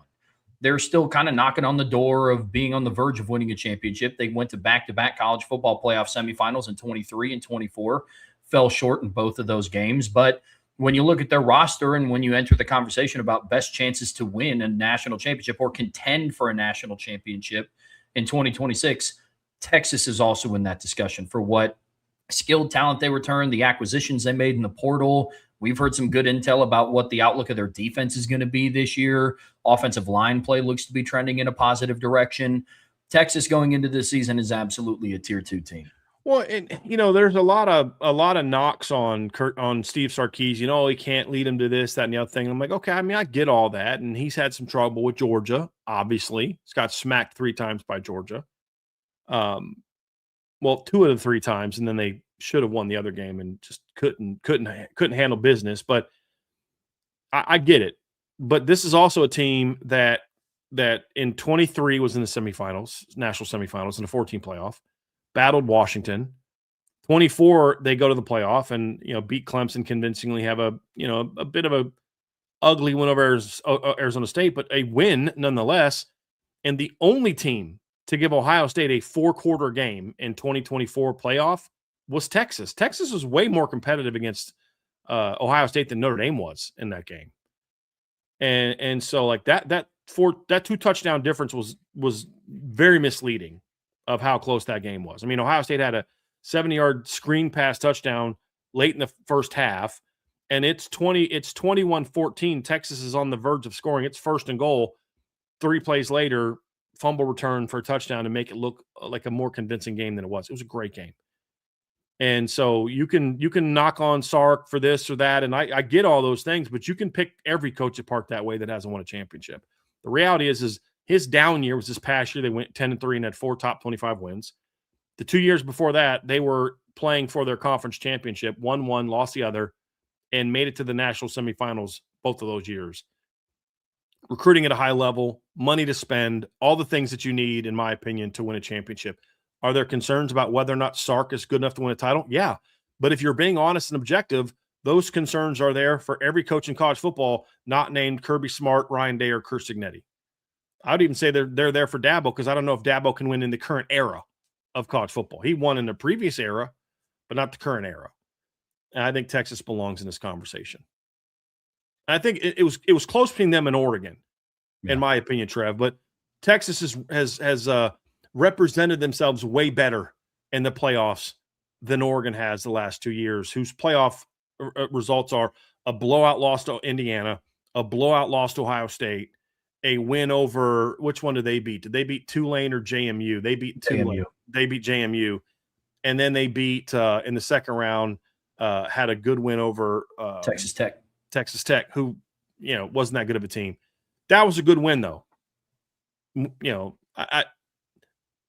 That's why that's not to knock Oregon or make it seem like they're not a great program. But when you're deciding between these 3 teams, the fact that they just haven't been competitive on the big stage now a couple years in a row, they're not that far removed from a 49-3 loss to Georgia. It's those big game losses that keep Oregon a step below. But this is a team that if they can overcome those things, has a roster that can absolutely compete for a championship, just like Notre Dame, just like Texas. Yeah, the differences between Oregon, Texas, and Notre Dame are really interesting when you talk about it. Texas in the regular season has not been great the last couple of years, but they've been better in the postseason than what Oregon has. But Oregon has been significantly better in the regular season the last 2 seasons than what Texas has been. And they've lost only, one game the last 2 years, and that was to Indiana, correct? Yes, sir. They beat Ohio State in the regular season the year before and won the Big Ten championship. Right. Yep. First year in the regular season in the Big Ten, they went undefeated and won the conference. And on the way there, they beat Ohio State at home. They beat Penn State in Indianapolis, their first year in conference. And then their only loss in conference this past season was to Indiana at home. And the unfortunate thing for Oregon, and I get it, it's their fashion of playoff losses, but I don't think that you can only look at those two things and be like, that's why I don't think they should be in tier 2. Because fact of the matter is they have like 2 losses the last 2 seasons. It's how we separate the top teams in tier 2 is what we look at for those things. And so that's kind of what knocks them down a peg, but it's splitting hairs between the 3 of them, Trev. I think they're the clear top 3. A team that's still in tier 2, but I think has to show something this year to show that they're on the same levels as the other 3 teams is Miami. After what Miami did last year, just last year's run doesn't automatically throw them into tier 2, Trev, but that came after a year in which they went 10-2 and had a Heisman, finals candidate. The reason that they're behind these other teams is because they just have 2 inexplicable losses every year in the regular season. And they overcame it to a degree last year, made it to the championship game, but still didn't win it. You've got to learn to overcome some of those weird, I think they've got 4 ranked regular season losses. I don't think any of those teams were ranked. Maybe one of them was ranked when they beat Miami. It's very weird.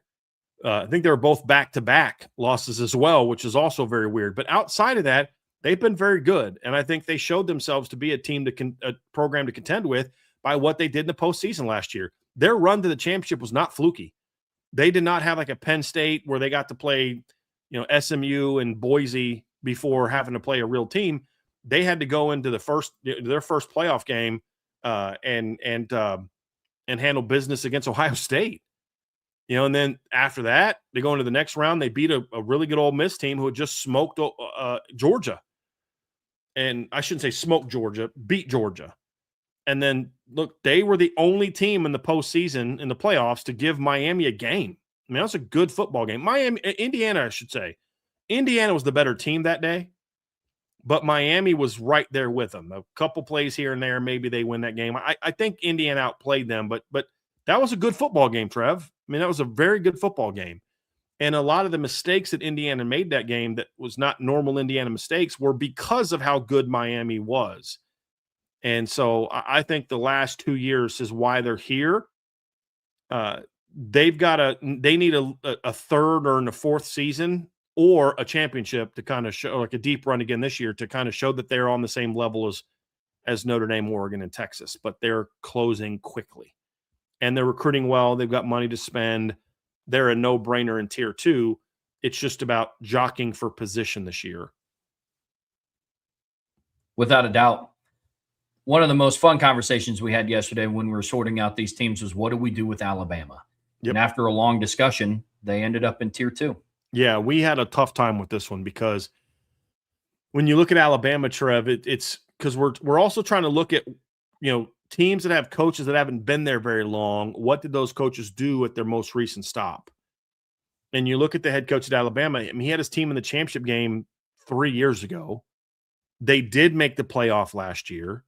They did play in the SEC championship last year. To your point, they did beat Georgia last year in the regular season in Athens. And they're 2-1 against Georgia. Say whatever you want about Kalen DeBoer. He's 2-1 against Kirby Smart. Obviously, Kirby got him back in the playoffs this year. But, yes, Alabama's been disappointing the last 2 years, but they're still a team that can win a championship. And what it came down to is when Trev and I were going back and forth, like, what do we do with Bama?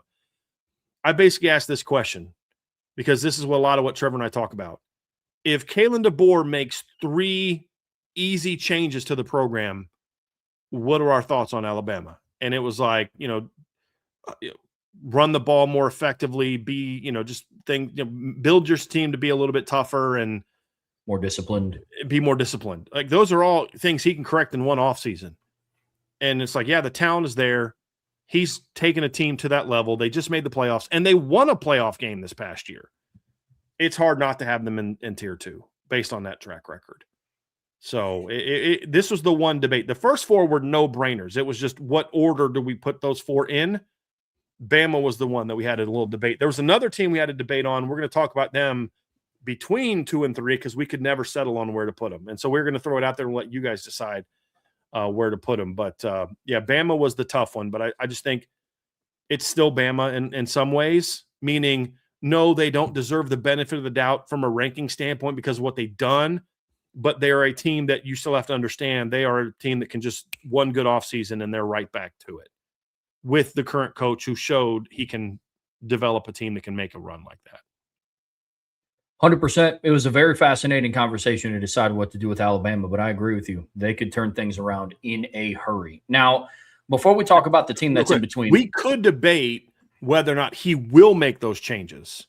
That is definitely up for debate. Absolutely. It's just that if he made them in a hurry, Bama becomes a title contender again. I just want to make sure we're clear on that. We're not saying he will make those changes, but that's true for a lot of these teams that haven't won a title. Without a doubt.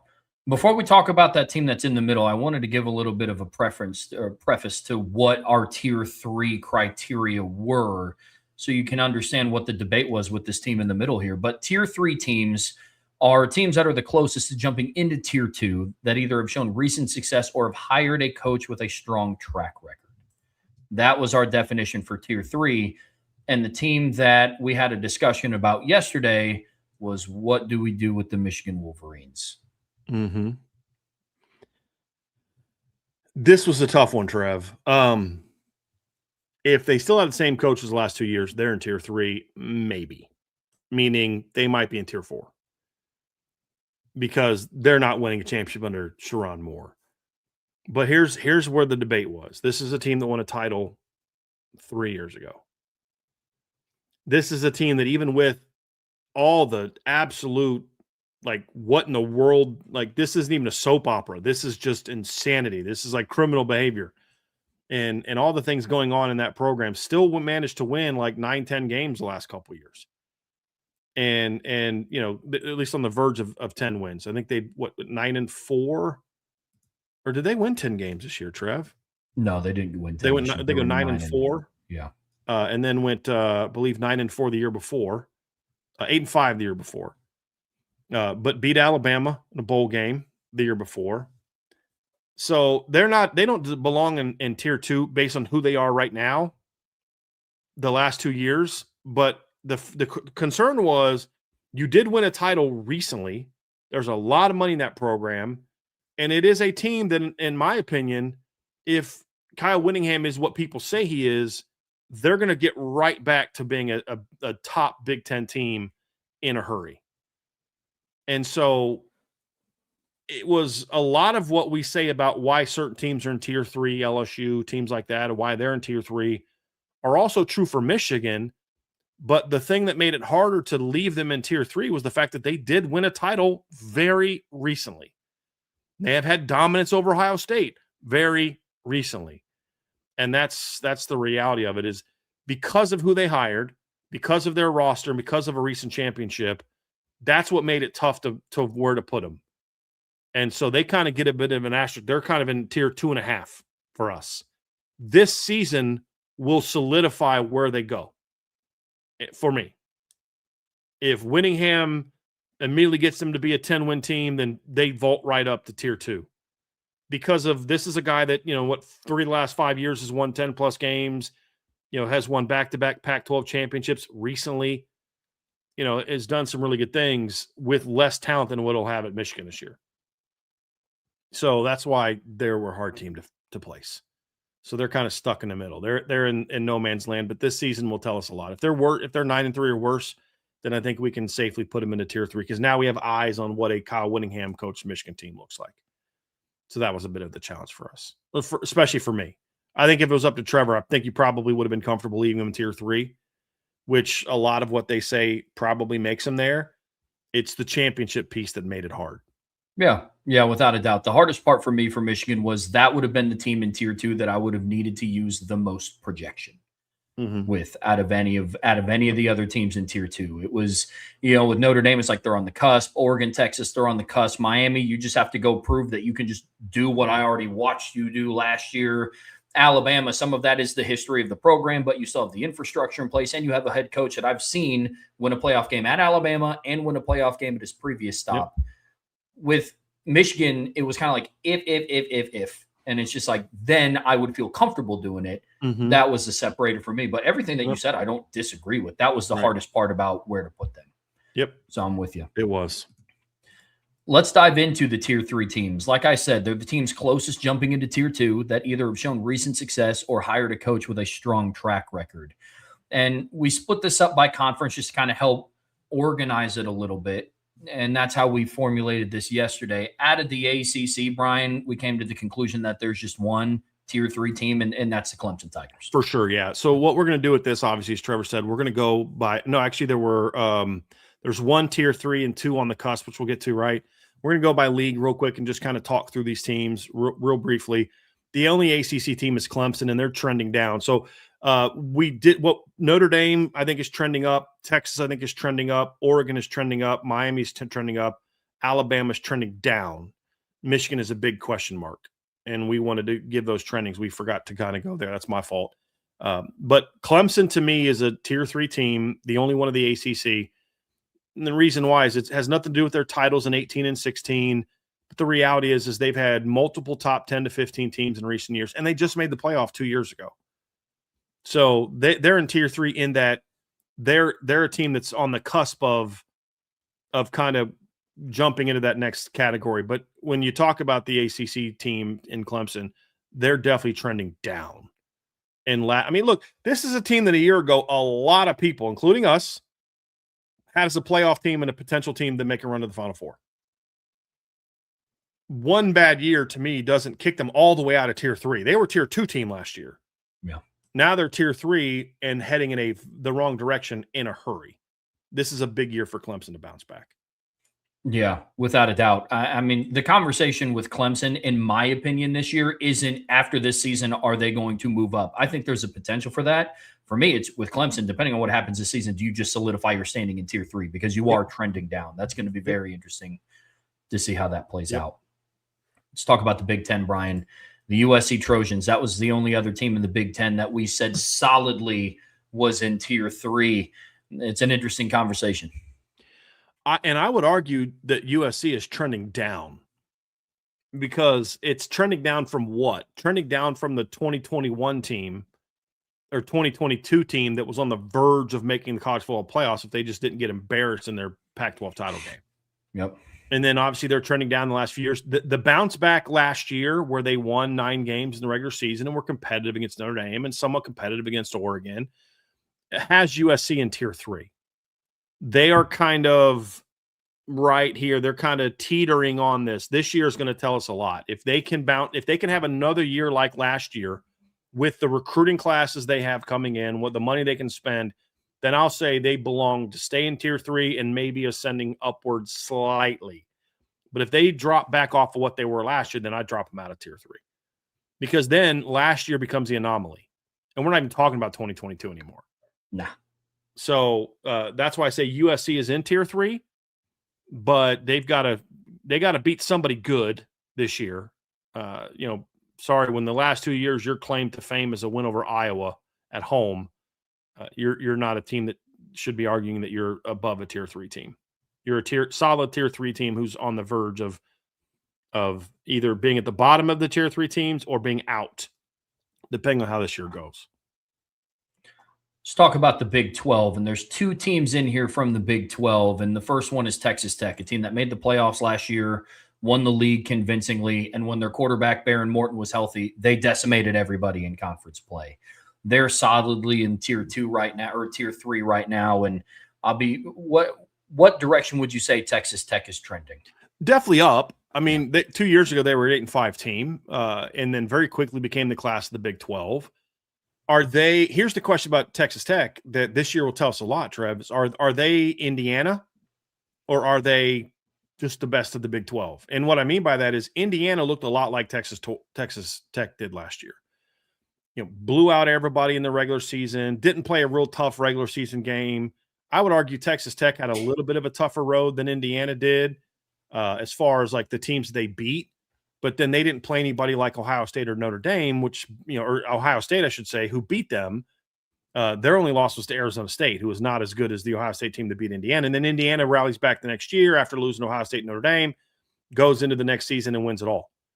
Is Texas Tech that team? Are they the team that, that goes out there this year and, okay, they already own the Big 12, but now they learn from last year's playoff failure and they're ready to roll? with that's a big question. And then even with the Brendan Sorsby stuff, Trev, obviously that's a big part of what's going to determine how good they are is whether or not he's ruled eligible or not. But I'd say they're trending up. The question is, did they shoot up real fast and now they're plateaued right there in tier 3 where they're going to get to the playoffs a lot, but never really do much damage? Or are they a team that are going to get better and learn from their last season and then shoot up into tier 2? So I'd say right now they're turning the right direction. There's money there. They're recruiting well there. They're getting top players in high school, getting top portal players. I think they're certainly trending up. The team that I question about being in tier 3, Trev, is BYU. And we put BYU there because of what they've done the last 2 years. They've been a really good top 10 to 13 team. Here's the concern we had, though. Have they peaked? And if Texas Tech has peaked, like, okay, they're going to be consistently top 6 team. That's one good offseason quarterback addition away of being a title contender. Where BYU is like, okay, they've peaked as a clear number 2 team in the Big 12. That really is not a team that's going to go into the playoffs and do any damage if they get there. That's the question that I have about BYU, and this season is going to tell us a little bit about that, Trev. As I think what they've done the last 2 years earns them a right of being in tier 3. Let's see what they can do in year 3. I think this year's going to tell us if, like, are they kind of solidly in there, or are they kind of maybe in the bottom of it, or potentially do they shoot up? Can they beat Notre Dame at home? Can they get to the playoffs? Can they win the Big 12? Those type of things. Could potentially jump them to the top of tier 3, maybe even tier 2. But for now, I'll leave them in tier 3. But they're kind of, they're kind of stable right now, not trending up, not trending down. I think this is the telltale year for them. Whereas last year, Texas Tech was able to kind of kick the doors down in a way that BYU hasn't. Yeah, without a doubt, it would be very difficult to leave a team that went 23-4 the last 2 years outside of tier 3. I'm with you. This year will just tell us what direction that they're going in.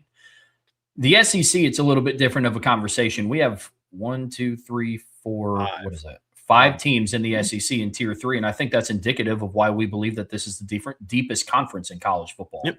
And like why on a week-to-week basis, they produce the most top-level games on a Saturday-to-Saturday basis during the college football season. We got 5 teams in here in tier 3 from the SEC, and it starts with the Texas A&M Aggies. Now, there's a little bit of, like, I'm Trevor, for our conversation, I want to actually flip Oklahoma, Tennessee, because I do kind of, for me, I have this a little bit in order. I think that right now the top tier 3 team is Texas A&M. I think one of the advantages that they have over my second top tier 3 team, which is LSU, is the fact that their coach has established himself at the current school. And we've seen the recruiting, and we've seen them make to the playoffs. We've seen him establish, we see him, what he can do here. We just watched Lane Kiffin lead Ole Miss to the playoffs, but now we need to see that he can do it at LSU, and that's what, to me, was a separator between Texas A&M and LSU. They can both get big-time talent. They can both recruit at an elite level. They both have money. They both can go get top portal players. They both have coaches that have led teams to the playoffs. They do it in different ways. One's a defensive coach, one's an offensive coach. But the fact is these are 2 programs that just need the right coach to be able to go out and compete for championships. There's no doubt. I think with Mike Elko, it's like, okay, I need to see him do it for more than one season. He has one top 10+ win finish so far at Texas A&M. He's got to have another 10-win season this year, and then I'll gladly jump him into tier 2. And then the other one is because our tier 2 teams are smaller than normal because there is a lot of transition at some of the teams that are normally in tier 2. A couple of years ago, LSU's in tier 2, but they've continued to get worse and worse since their 19 title. Brian Kelly gets fired. I think Lane Kiffin shoots them up to the top of tier 3 along with Texas A&M, Trev, because I think those are the top 2 teams in tier 3 for me. But I need to now see if Lane can win it at LSU the way he did it at Ole Miss. So if they go out and have a 10+ win season this year, I think Ole Miss I think LSU shoots right into tier 2. Same thing with Texas A&M. These are the 2 teams of all the other teams that have the best chance to jump right into tier 2 with 10+ win seasons. Yeah, agreed. Those are also my top 2 tier 3 teams. And with Texas A&M, to your point, it's just, can you repeat the success that you had last year? I view LSU very similarly to how I view Michigan. That's what made that debate so interesting. Just LSU doesn't bring that recent title to the table. Recent being Michigan did it in 23, 4 years prior. That's when LSU did it. But there's a lot of the same. I think the talent level that he's going to have at LSU is going to be higher than what he had at Ole Miss. Same thing with Kyle Whittingham going from Utah to Michigan. Lane Kiffin is just fresh off of leading Ole Miss to the best regular season that they've had in program history, and they were a playoff team. So yeah, it's very interesting to see how they're going to sort that out. But yes, I'm with you. Texas A&M and LSU are my top two tier 3 teams in that. I'm with you. Next is Oklahoma. Oklahoma and Tennessee are kind of the next two SEC teams. With Oklahoma, I think last year was an important year for them. They had some big wins. They made the playoffs. There's some distance, however, between the first two teams here and Oklahoma. And a big part of that is what Brent Venables has not done, that I think Lane Kiffin and Mike Elko have done, is can you consistently win football games? And I mean, Mike Elko has been a head coach 4 years, 2 at Duke, 2 at A&M, and he's never had a losing season, correct? Won 9 games at Duke, and then obviously led A&M to the playoffs last year. With Brent Venables, it's like, dude, can you actually have any consistency whatsoever? Is it going to be 10 wins, 6 wins, 10 wins, 6 wins? I think this year for Oklahoma, right now, there's distance between the top two SEC teams. But if Oklahoma can go out and win 10-plus games again with the way that they're recruiting right now with Jim Nagy and Lake Dawson, and then what Brent Venables taking over the defense, if that can continue, Oklahoma's another team that has a shot to jump into Tier 2, or at least at the top of Tier 3 once LSU and A&M jump into Tier 2 kind of thing. So I think, and I'm higher on Oklahoma than a lot of people are this season, Trev. I'll continue to say that. I think this is a team that's got a shot to be a 10-plus win team again. They have a shot to be a playoff team again. Those 3 SEC teams right there, in my view, of all the Tier 3 teams, have the clearest path to going out this year and being that. Because here's the thing about LSU, for example, and even more so than Texas A&M and Oklahoma. But LSU, if they're a 10-win team, they're doing against a very challenging schedule this season. And I would argue the same thing about Oklahoma, maybe not quite as tough as LSU's, but it's not too far back. They've got to play at Michigan, at Georgia, at Florida. They get A&M at home. They get Ole Miss at home. They get South Carolina at home. And, of course, they play Texas and Dallas. So if those teams are 10-win teams again, dude, you're a team that's capable of winning a championship, because you're going to have to beat some pretty darn good football teams in that stretch to be in this conversation. So even though right now there's some distance between Oklahoma and then A&M and LSU, I think Oklahoma has a chance, if they can repeat what they did last year, to jump way up and jump into that that Tier 2 category. Without a doubt. I view there being a gap between Texas A&M, LSU, and then obviously Oklahoma. And then I think there's another gap between the team that comes after Oklahoma, and that's the Tennessee Volunteers. They're another interesting team to talk about. 2 years ago, they make the playoffs. They go 10-2. They had the SEC Offensive Player of the Year in Dylan Sampson. They had an outstanding defense, made it to the playoffs. I mean, honestly, in spite of their playoffs, they made it to the playoffs in spite of their quarterback. But then this past year, they brought in Joey Aguilar. I wasn't that high on Tennessee going into 2025. I thought they would take a step back, and defensively, they absolutely did. Offensively, they were fine. But yeah. Your one of your questions about was Joey Aguilar, and he played fine. The concern we both had was how were they going to be on defense after what they lost, and that was as bad as we thought it was going to be, maybe worse. Yeah. Which is why they had a very disappointing season. Yeah, for them. Without a doubt. But Josh Heupel's also a coach that has shown that he can put together potential playoff, well, not even potential, he put together playoff caliber teams. Mm-hmm. In 2022, they were on the cusp of making the playoffs. They beat Alabama that season. Obviously, 24, they made it as well. Just ran into the buzzsaw that was Ohio State. I don't know if Tennessee falls into that category for me of if they got anybody else in the first round. I think if they would have went to South Bend, they would have lost. I think if they went to Austin, Texas, they would have lost. So they don't fall into that. Probably would have lost if they would have gone up to Happy Valley. I think Penn State would have beat them too. Yeah. Yeah. They were going to lose to any of those 4 teams ahead of them. I agree. Now, they might not have got blown out as bad. Agreed. By those other teams, but they were that you could argue, but they were catching an L in round 1 no matter who they played. Yeah. They still made it. For sure. They still made it. To your point, Trev, 2 of the last 3 years, they finished in the top 10. You're a Tier 3 team with that. The issue that is why they're Tier 3 and not Tier 2, however, is the lack of consistency.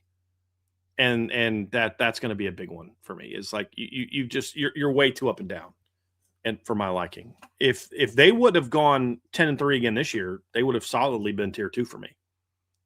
Because now 4 straight ranked seasons, 4 straight top 15 seasons, 2 top 10s, you're in there. You're one good off season away from being in there. But it's the up and down nature that has them out. But Tennessee's another team that's got a shot to move up.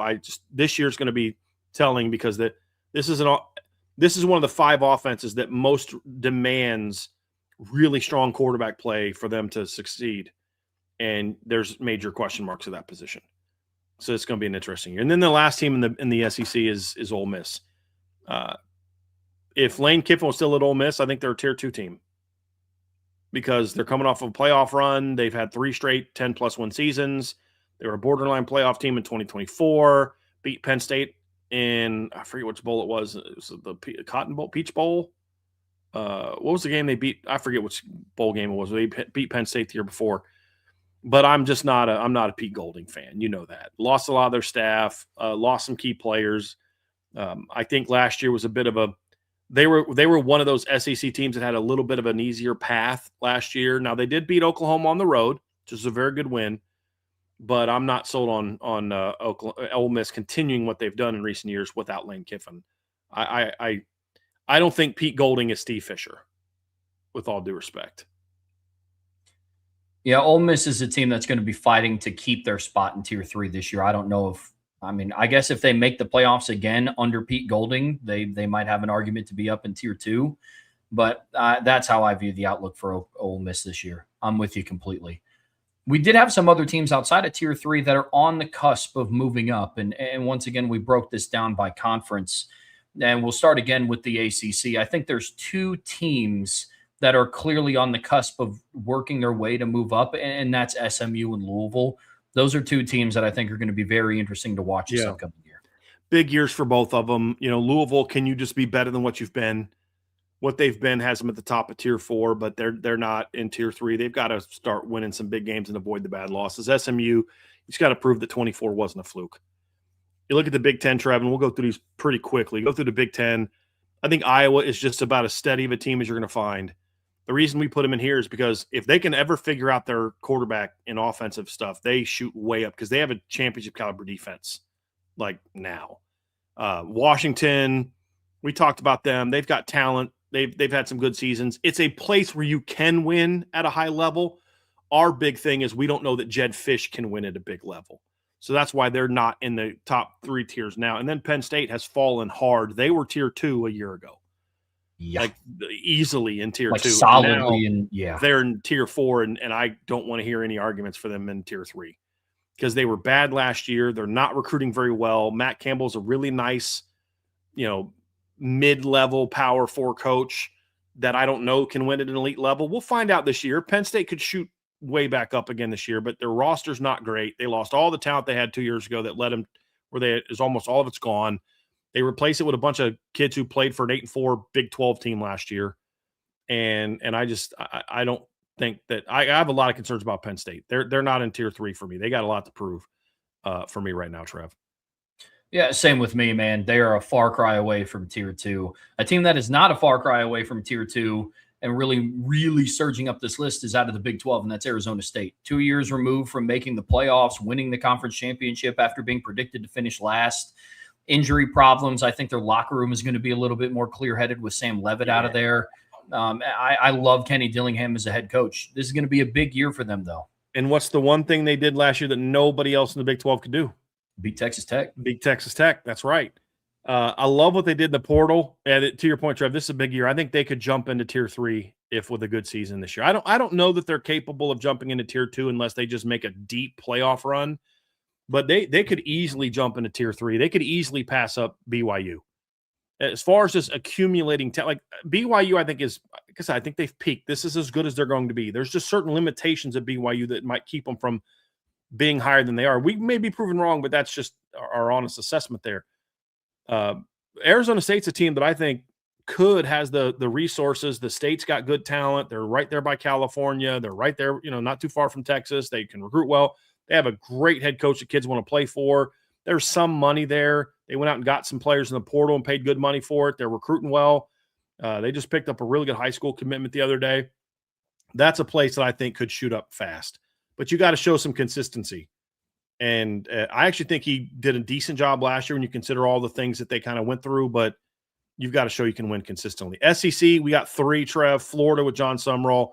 Florida's a team that can shoot up to tier 1 in a hurry. I mean, with the right coach, that's what they've always done. Florida's an interesting team. Oh, it's a great program traditionally. Yeah, they've been good under 3 coaches, really. Steve Spurrier, Urban Meyer, and to a degree under Galen Hall. They weren't good under Dan Mullen. They were decent under Dan Mullen. I'd give them that. So 4. There's also a lot of years where they weren't good. And so is John Sumrall one of those guys, or is John Sumrall the next Billy Napier? We're going to have to find out. But if he is better than Billy Napier, they quickly shoot up, Trev, in my opinion. There's money there. There's resources. There's all the makings of a team. Same thing for Auburn. Auburn's a team that can very quickly jump way up. And I think, Alec, we're very high on Auburn right now as far as where the direction of that program is going and what Alex Golesh is doing.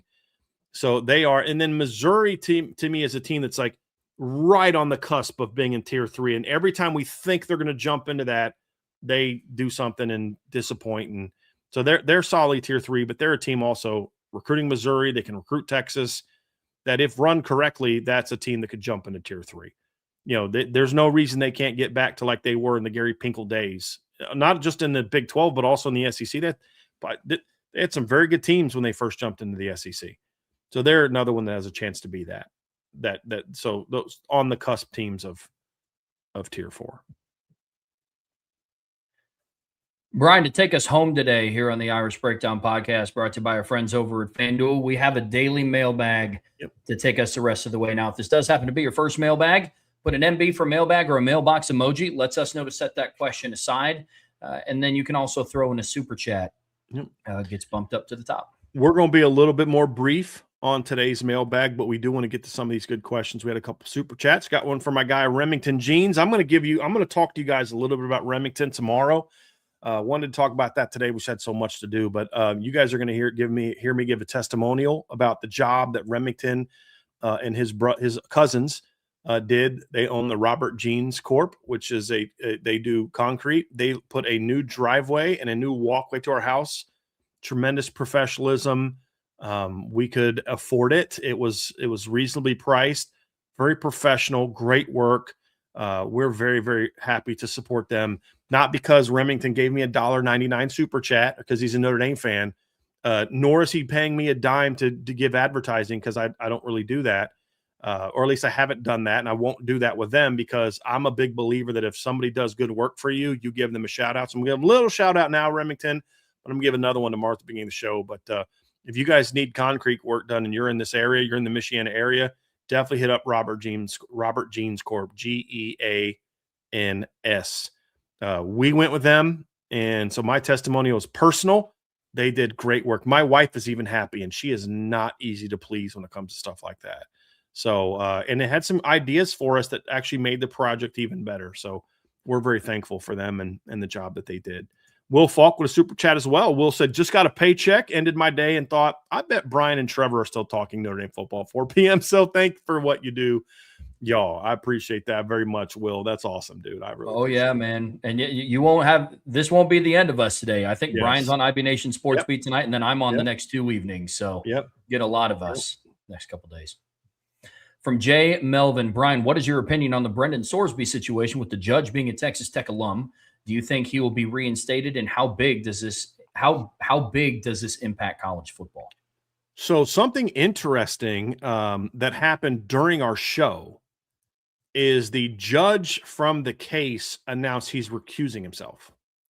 Didn't announce why, but says he's recusing himself. And apparently this is from, so I can accredit this. This is from Ryan Altulo, who writes for, he's a Texas court reporter. He wrote that, he says, this is what he says. He goes, this is from Bloomberg Law. He goes, Texas Tech quarterback Brendan Sorsby's lawsuit against the NCAA judge in Texas Tech quarterback Brendan Sorsby's lawsuit against NCAA recused himself. Judge Philip Hayes, a Lubbock native and with 2 Tech degrees, didn't give a reason. His replacement to be picked by administrative judge with degrees from A&M and Baylor, but not Tech. I'd like to say it's sad that why are we pointing to all these degrees? But the reality is we've seen a track record of judges in states that went to certain schools making terribly reasoned arguments that favor their local sports team. That's very sad, but that's what we've seen. So I think that's why people are up in arms about it. Here's my whole stance on the situation. I'm disgusted. I'm disgusted that, like, look, I don't love the fact that there's gambling in sports. I don't. I mean, I say that as we've got FanDuel as a sponsor and all. I mean, it's a reality of sports. I don't gamble. That's my personal choice. I don't tell people to gamble. But at the end of the day, people have their personal choices. But going back to when I was a college football player, it was made very, very, very, very clear to us that you cannot bet on sports in any way, shape, form, or fashion. It was made even more clear that you can't bet on college football. So this notion that they're having now, this argument that they're having now with Brendan Sorsby, where he's making these ridiculous excuses about, well, I did it to fit in. I never bet on us to lose. And you're punishing me because I have an addiction. And I believe that gambling can become an addiction. I absolutely do. I've seen that happen to family members. But here's the reality about it, right? I don't believe, as far as I know, somebody can correct me if I'm wrong, you don't develop an addiction by sitting on the couch, watching something and eating Cheetos and drinking milk or Mountain Dew or whatever it is you want to drink. You actually have to make the choice to engage in the activity, and then it becomes a problem. I'm not addicted to drugs or alcohol, and the reason why is because I've never done drugs and I've never drank alcohol. Haven't had enough alcohol in my life to be addicted. I'm not saying that to brag. I'm simply saying, like, I know my personality. I have a very addictive personality. Trev, you know me. I do the same things every day. I can eat the same things every day. I drink the same things every day. And when I like something, I want it all the time. So I made the choice to not go down that road. So for him to make the choice to go down that road and to do so in a way that is very clearly stated to all college athletes, you cannot do this. To have them try to now say, well, let's make this excuse, that excuse, and he's going to be irreparably harmed. Yes, he will be irreparably harmed if he can't play football this year, but it's his choice. So I just got done telling you that I don't drink alcohol. I don't. I haven't drank enough alcohol in my life to be drunk. But here's the deal. When I was coaching college football, one of my coaching friends came over to my room in the hotel, brought some wine coolers. I opened one up. It's like, I'll try it. Decided not to try it, but had an open Seagram's wine cooler in my room. A couple of my players came by. I didn't think about it. They wanted to play us. They wanted to get on the sticks and play us, so we let them sit there for a minute. One of the female athletic trainers walked by, saw that we had open cans, reported me. I got fired. Now, it was incredibly unfair that I got fired, and I've never shared this before. But the reason I got fired is because of my choices. Was it unfair? Yeah, it was unfair because I didn't drink the alcohol. They never talked to me about it. They just did what they did.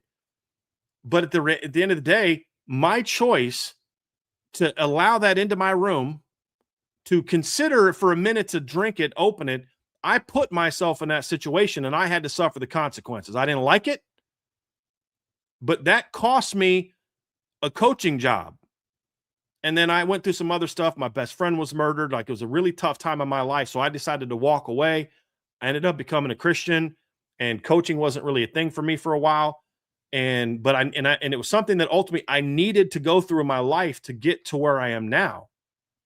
But I don't look back and say, man, my best friend on the staff, who he and I were the top coaches and top recruits on the staff, is now a coach at Penn State and has won, Broyles Award honors. I've looked back and said, my wife said, do you think you could coach to that level? So I think so, if I would have stuck with it.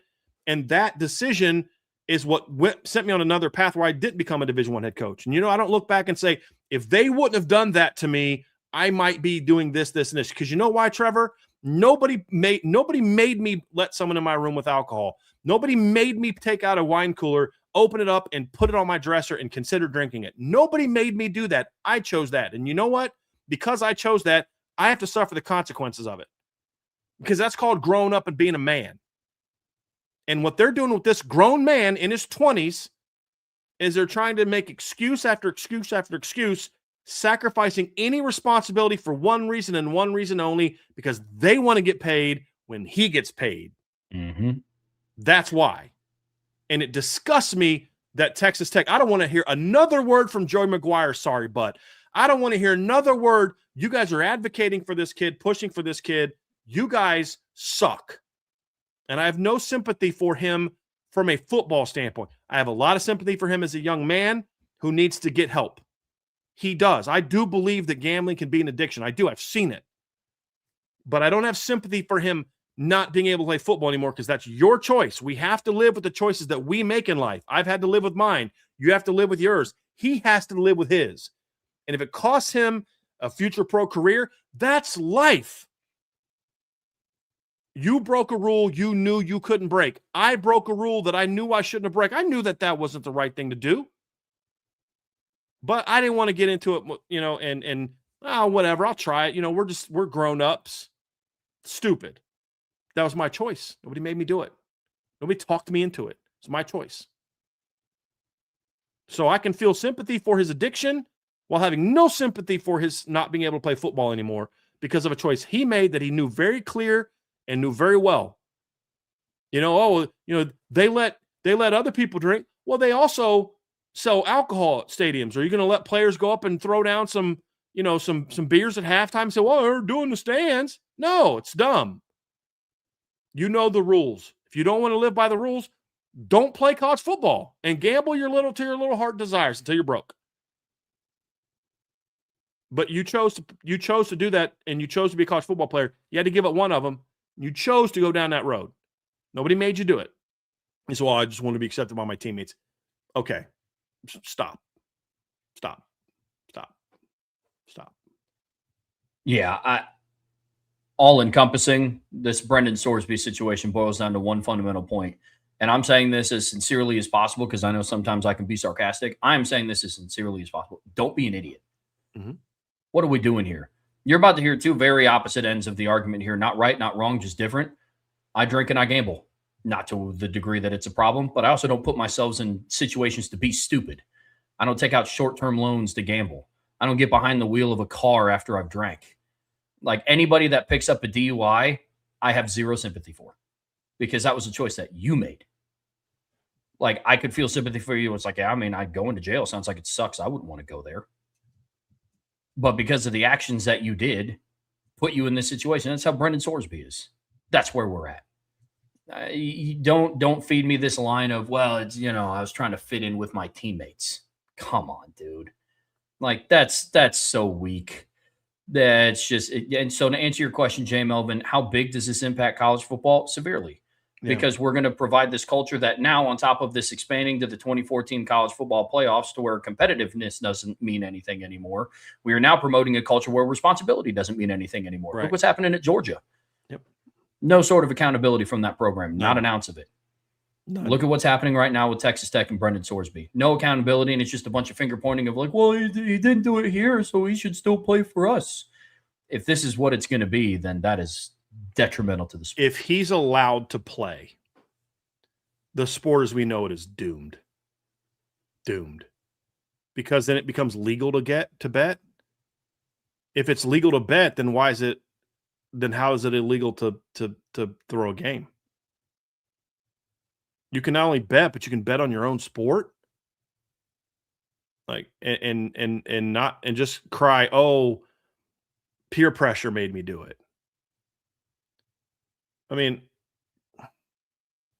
no. Somebody just said, I wish you could buy stock in Athens Police Department. You'd be no, you wouldn't be, because all those guys get let off and they don't actually get in any real trouble. But yeah, it would be a terrible thing for college football if something like that happened. My guy, Black Irish, Chris says, y'all rock every show. Appreciate you, Chris. Very, very, very much. Here's one from Raymond Harton. Who would you want for that last game, BD? Looking at the 27 season, Trev, obviously Notre Dame, I think I'm a little torn on the Notre Dame 27 schedule. I think 28's a little bit easier. Give me somebody that it's going to be a smackdown. I think the 28 schedule is going to be real top heavy right now. Yeah. You've got Texas, who I think is going to be really good. I think Clemson's going to be good. How good, I don't know. I think Auburn's going to be really good. Virginia Tech, Miami's going to be really good. You're playing 2 potential top 5 teams. Plus, who knows what Auburn and Virginia Tech are going to be. You got to play at Pitt, Clemson, Stanford. So I think that's going to be a challenging schedule. Just give me, 28, you have 1 G5 team, and that's Navy. So give me a MAC team, a Sun Belt team. Give me somebody that's going to be a cakewalk. 27's a little bit different because you now have Kent State on it. You have Navy on it. There is no guaranteed big-time team. Right now, the best team is going to be one of maybe Auburn, Clemson, Virginia Tech, or BYU. You got to play at Duke. It's a good schedule, but there's nobody that's there's no Miami 26 on the schedule. There's no A&M or Miami from 25. I think you need to try to find a top 10 to 12 team to put on your schedule. And that's the bottom range of your schedule. Yeah. Somebody had said earlier that here's this one. Texas Tech is an open slot in 27. A lot of their fans are demanding Notre Dame to play them. What do you think about that, BD? They can shut their pie holes because here's the reality of playing Texas Tech. If you beat them, you get no credit. And if it's a close game or you lose to them, you get nothing but destroyed. I don't know that beating Texas Tech is going to give Notre Dame a lot of credit in 2027. No, it would just give them a lot of social media solace. That's pretty much what it would give them. Right. Now, here's the thing. Notre Dame right now has 7 home games, Trev. They got Purdue, Auburn, Kent State, Virginia Tech, Navy, BYU, and Georgia Tech. You could do a neutral site game against Texas Tech. And I fine. If you want to do something like that, that's fine. I think Texas Tech will likely be ranked in a region, in that top to 12 region. But I had something different in mind, a Big Ten team, a SEC team, and something like that would be more of where I would rather go with that. But if you get the 2 best teams in the Big 12, so be it. I mean, that I can live with that. I'll tell you a team that I wouldn't mind Notre Dame scheduling a series with for a while. And Trev, it's kind of what you were talking about earlier. I would not have a problem if Notre Dame signed a home and home the next 2 years with UCLA. I know that's going to make the 28 schedule a little daunting, but I just like the idea of having them on the schedule, and so it's at least enticing to me for that. The only problem is, it would make 28 pretty daunting, and it would also mean that 27 is not as strong unless UCLA bounces. So that's something I've thought about. But I think in theory, if you're just kind of looking for 1 game each year, I think you got to try to find somebody good. Who will that be that's got an open schedule? I don't know the answer to that, but you're going to want to try to find somebody where that game means something. The other thing you could do is you can say, okay, fine, F y'all. If you guys get a schedule easy teams, and we're going to go get some middle of the road team and just go 12-0, destroy everyone, and say, how do you like me now? You guys open this Pandora's box, and with what you're doing. So we're going to go just schedule some. Hey, ACC, you guys want to give us another? That's what I would maybe do too. Is maybe look at the ACC and say, hey, we need an extra game. We'll take another ACC team. And see what you can do. See if you can get Florida State back on there since they already ducked out of a game. That's the other thing you don't talk about. Nobody talks about Miami and Florida State have basically begged out of games against Notre Dame in recent years. One I think would be cool, and this I doubt this would happen at all, but I think it would be cool to do a neutral site and then a couple-year gap and then another neutral site with a team like Tennessee. Even if they're just kind of that same 8-4 team that they always are, Notre Dame will always get recognition for beating an SEC team. I mean, one that's consistently good. I agree with that. And I mean, shoot, even last year when people poked fun at Notre Dame's schedule of who did you play after Texas A&M and Miami, people you played Navy, Syracuse sucks. Nobody ever mentioned the 2-10 Arkansas team that they played in Fayetteville. They just go with name recognition. So I think it'd be cool to play maybe you play Tennessee 1 year down in Nashville and Nissan Stadium, and then a couple years later they travel up to Lucas Oil and you play them there at a neutral site. That'd be fun. I wouldn't even mind doing a home and home with them if there was just some separation. Sure. You go there next year, and then they come back home to Notre Dame in 29 or 30 or something like that. I'd be okay with that because I've always said I do like the idea of playing of Tennessee becoming a potential rival for Notre Dame. Yeah, that'd be sick. From Battle in the Trenches, where Notre Dame is looking for one more opponent for 2027, would you prefer to see them add another Big Ten team, a team from the SEC, or is there a team from the Big 12 you want to add? We kind of went through that a little bit, Trev. I don't know that there's a Big Ten team that I'd care to add. You've already got some Big Ten teams on the schedule. I don't care much for the Big Ten. I don't want to do them any favors. Big 12 we've talked about. I like the idea of getting into Texas. So that's why I'm not completely opposed to playing Texas Tech in a neutral field in 27. But, a TCU, a Baylor, somebody like that, and playing in Arlington, I wouldn't be completely opposed to because it gets you in Texas. I'm a very anti-Texas Tech person right now, just because their fans are obnoxious and don't know their place in the world. And I'm also a little sick of the Big 12 commissioner and the Big 12 AD. Let them break off. I called Sean and I was like, man, I'm all for people being able to come up in the world or businesses coming up in the world. And if we got into political conversation, you'd understand even more my desire for more people to have access to climbing up if they're willing to put in the work. And I think as a country, we have too many regulations that really make it hard for small businesses to start and thrive, compete with the big boys, that kind of thing. But part of growing and building is you got to recognize who you are first. And the Big 12 has a very unhealthy, view of themselves. They think they're still the Big 12 from 10 years ago, and they're not. And they run their mouths like they matter. Bro, if you guys went away, no one would notice. No one would care. So if you want to break off, break off. And the funny part is just an AD whose team, talking about baseball, his team doesn't have a baseball team.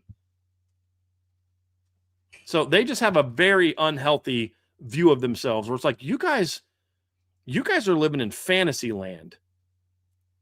I don't know why you keep sharing your opinion because nobody cares about it. So that's my only issue. So maybe play UCLA in Texas next year. Something like that. Okay, fine. Play Washington in Texas next year. I don't know, man, but I'm just so sick of the Big 12 right now that I'm like, I would rather play an SEC team, another ACC team, that I just don't give a rip about the Big 12 right now, except for one. I would like to, like we said before, BYU is a team I do like playing. Yeah. Yep. From RJG Irving, don't you think the 24-team playoff just a pathway to a 42-team super conference? Why dilute the big money by sharing with the bottom 92 teams?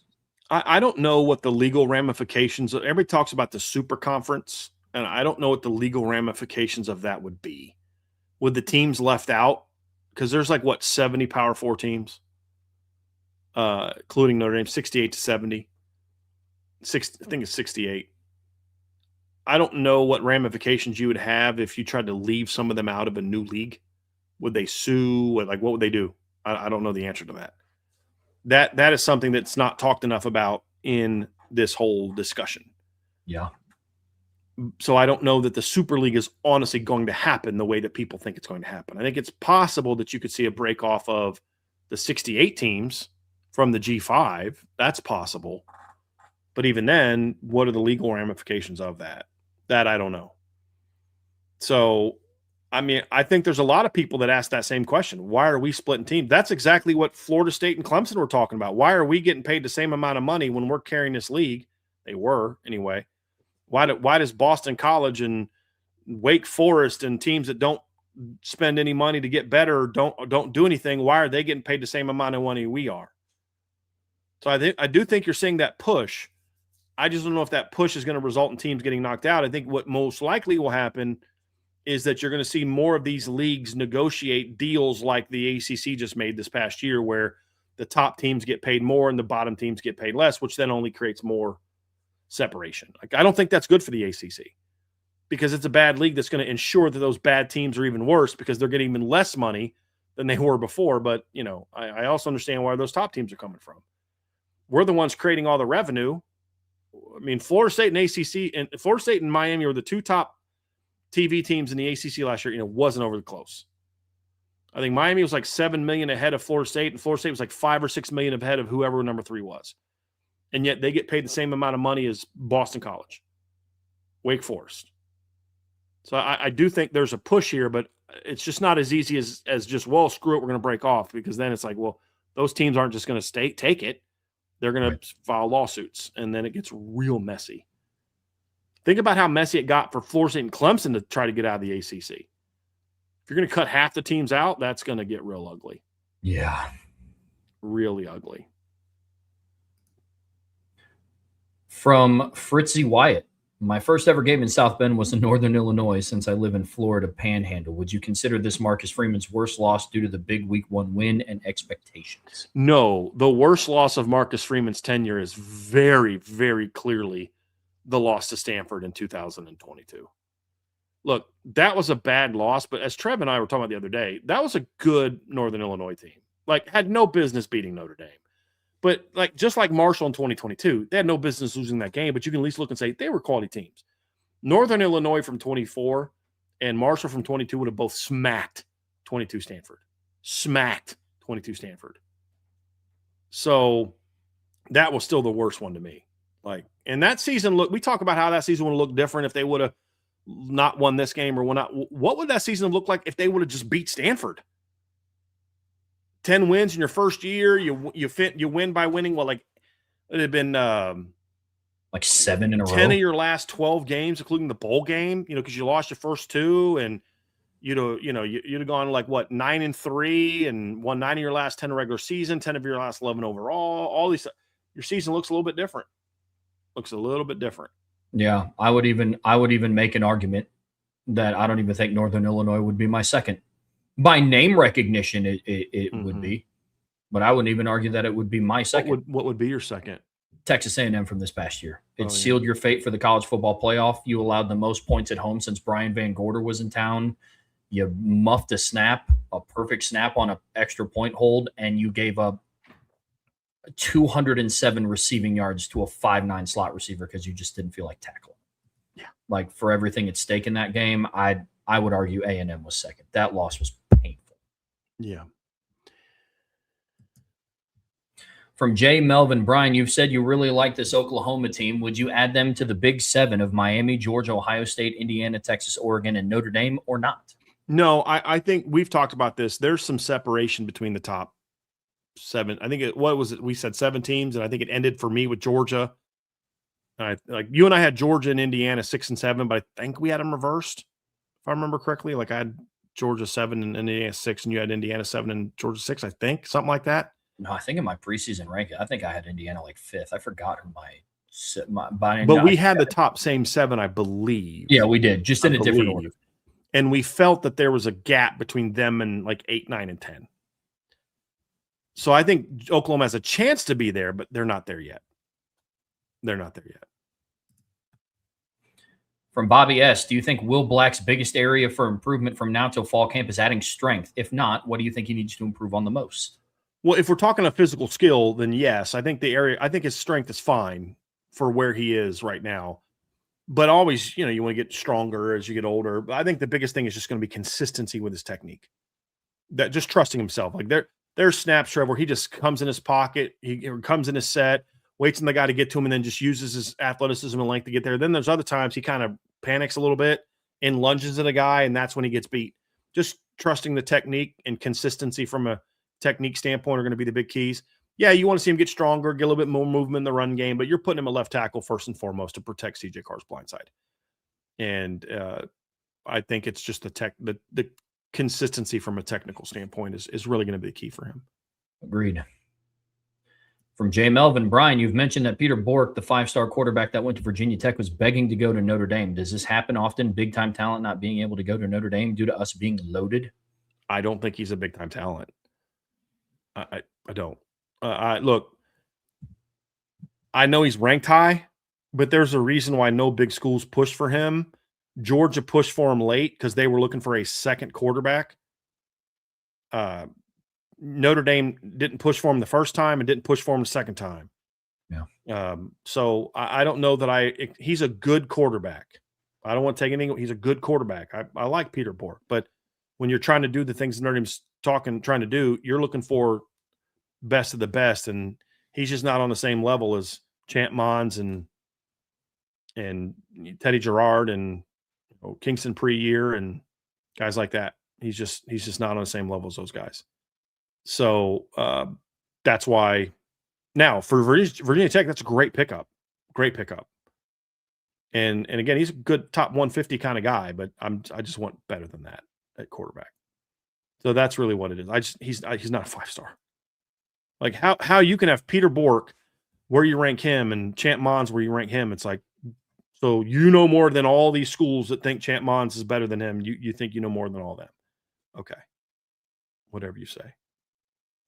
Whatever you say. Another one from Jay Melvin. Brian Smith said that he thinks the next couple of years Michigan is going to start recruiting and playing like Georgia. Is that an overstatement or is he on to something? No, I think I don't know that that's going to be the case, but that's also partly why we had the concern of where to put Michigan. If we didn't think there was a chance for this to happen, I think it would have been very easy to put Michigan into Tier 3. I would lean towards that's an overstatement because I don't know that Michigan can ever get to that level the way Georgia was or even is. Their one title was tainted because they cheated quite significantly to get to where they got to. And a lot of the recruits they got were because of, false gains kind of thing. But I think they can be a very good team. I honestly think what they will look like is they'll look a lot like they did under Kyle Whittingham, like they did in the Lloyd Carr era. Well, they're a really good team year after year. And then they have that one magical year where they can maybe put it all together and win a championship. But I don't think that they're going to be like Georgia. Sorry. And then this is the last one, Trev. We'll end it with this one. From Fritzy Wyatt, is national title the only thing holding Notre Dame back from being seen by everyone as a clear Tier 1 team, or would it take much more, such as awards and draft picks? I think to truly get into Tier 1, you've got to win a championship. I do. And I think, look, Notre Dame's, all those other things you're talking about, they've pretty much done. Indiana's not in Tier 1 because they won a Heisman. They're in Tier 1 because their Heisman quarterback led them to a championship. Colorado had a Heisman Trophy winner. They're not even 3 or 4. So that would be my take. Yeah, agreed. I mean, draft picks. They've had 19 players drafted the last 3 years. They just won the. Won the Doak Walker in 23. Xavier Watts won the Bronco Nagurski. I mean, Leonard Moore was the first Jim Thorpe Award finalist that they've had in a very long time. So, yeah, I think awards are fine. Winning a championship is the last thing that closes that gap. Like that's the realistic look of that. Agree. And with that, Trev, that'll wrap it up. Folks, that's going to do it for us here today on the Irish Breakdown Podcast, brought to you by our friends over at FanDuel. Now, I know you guys haven't gotten enough of us because we got a super chat talking about how you guys knew we would still be here talking Notre Dame football. Brian, here in about a half hour, is hopping on the evening show on IB Nation Sports Beat, cover some Notre Dame recruiting, so you're not going to want to miss that. Be sure you tune into that at 5:05. And then after that, I will be hopping on IB Nation Sports Beat at 5:30 tonight. And then I will also be on tomorrow evening show as well. So a lot of Irish Breakdown content coming your way. Brian and I will be back tomorrow at 1 p.m. covering some more awesome offseason content. Not going to want to miss that show either. On your way out of this show, be sure to hit that like, hit that subscribe, hit that notification bell. Be sure to share this podcast with your friends, family, anybody that you know loves Notre Dame or college football as much as you do. But as always, the best way to support what we do here is subscribe to the premium message boards and boards at irishbreakdown.com. We will both see you very, very shortly. See you back here next time on the Irish Breakdown Podcast.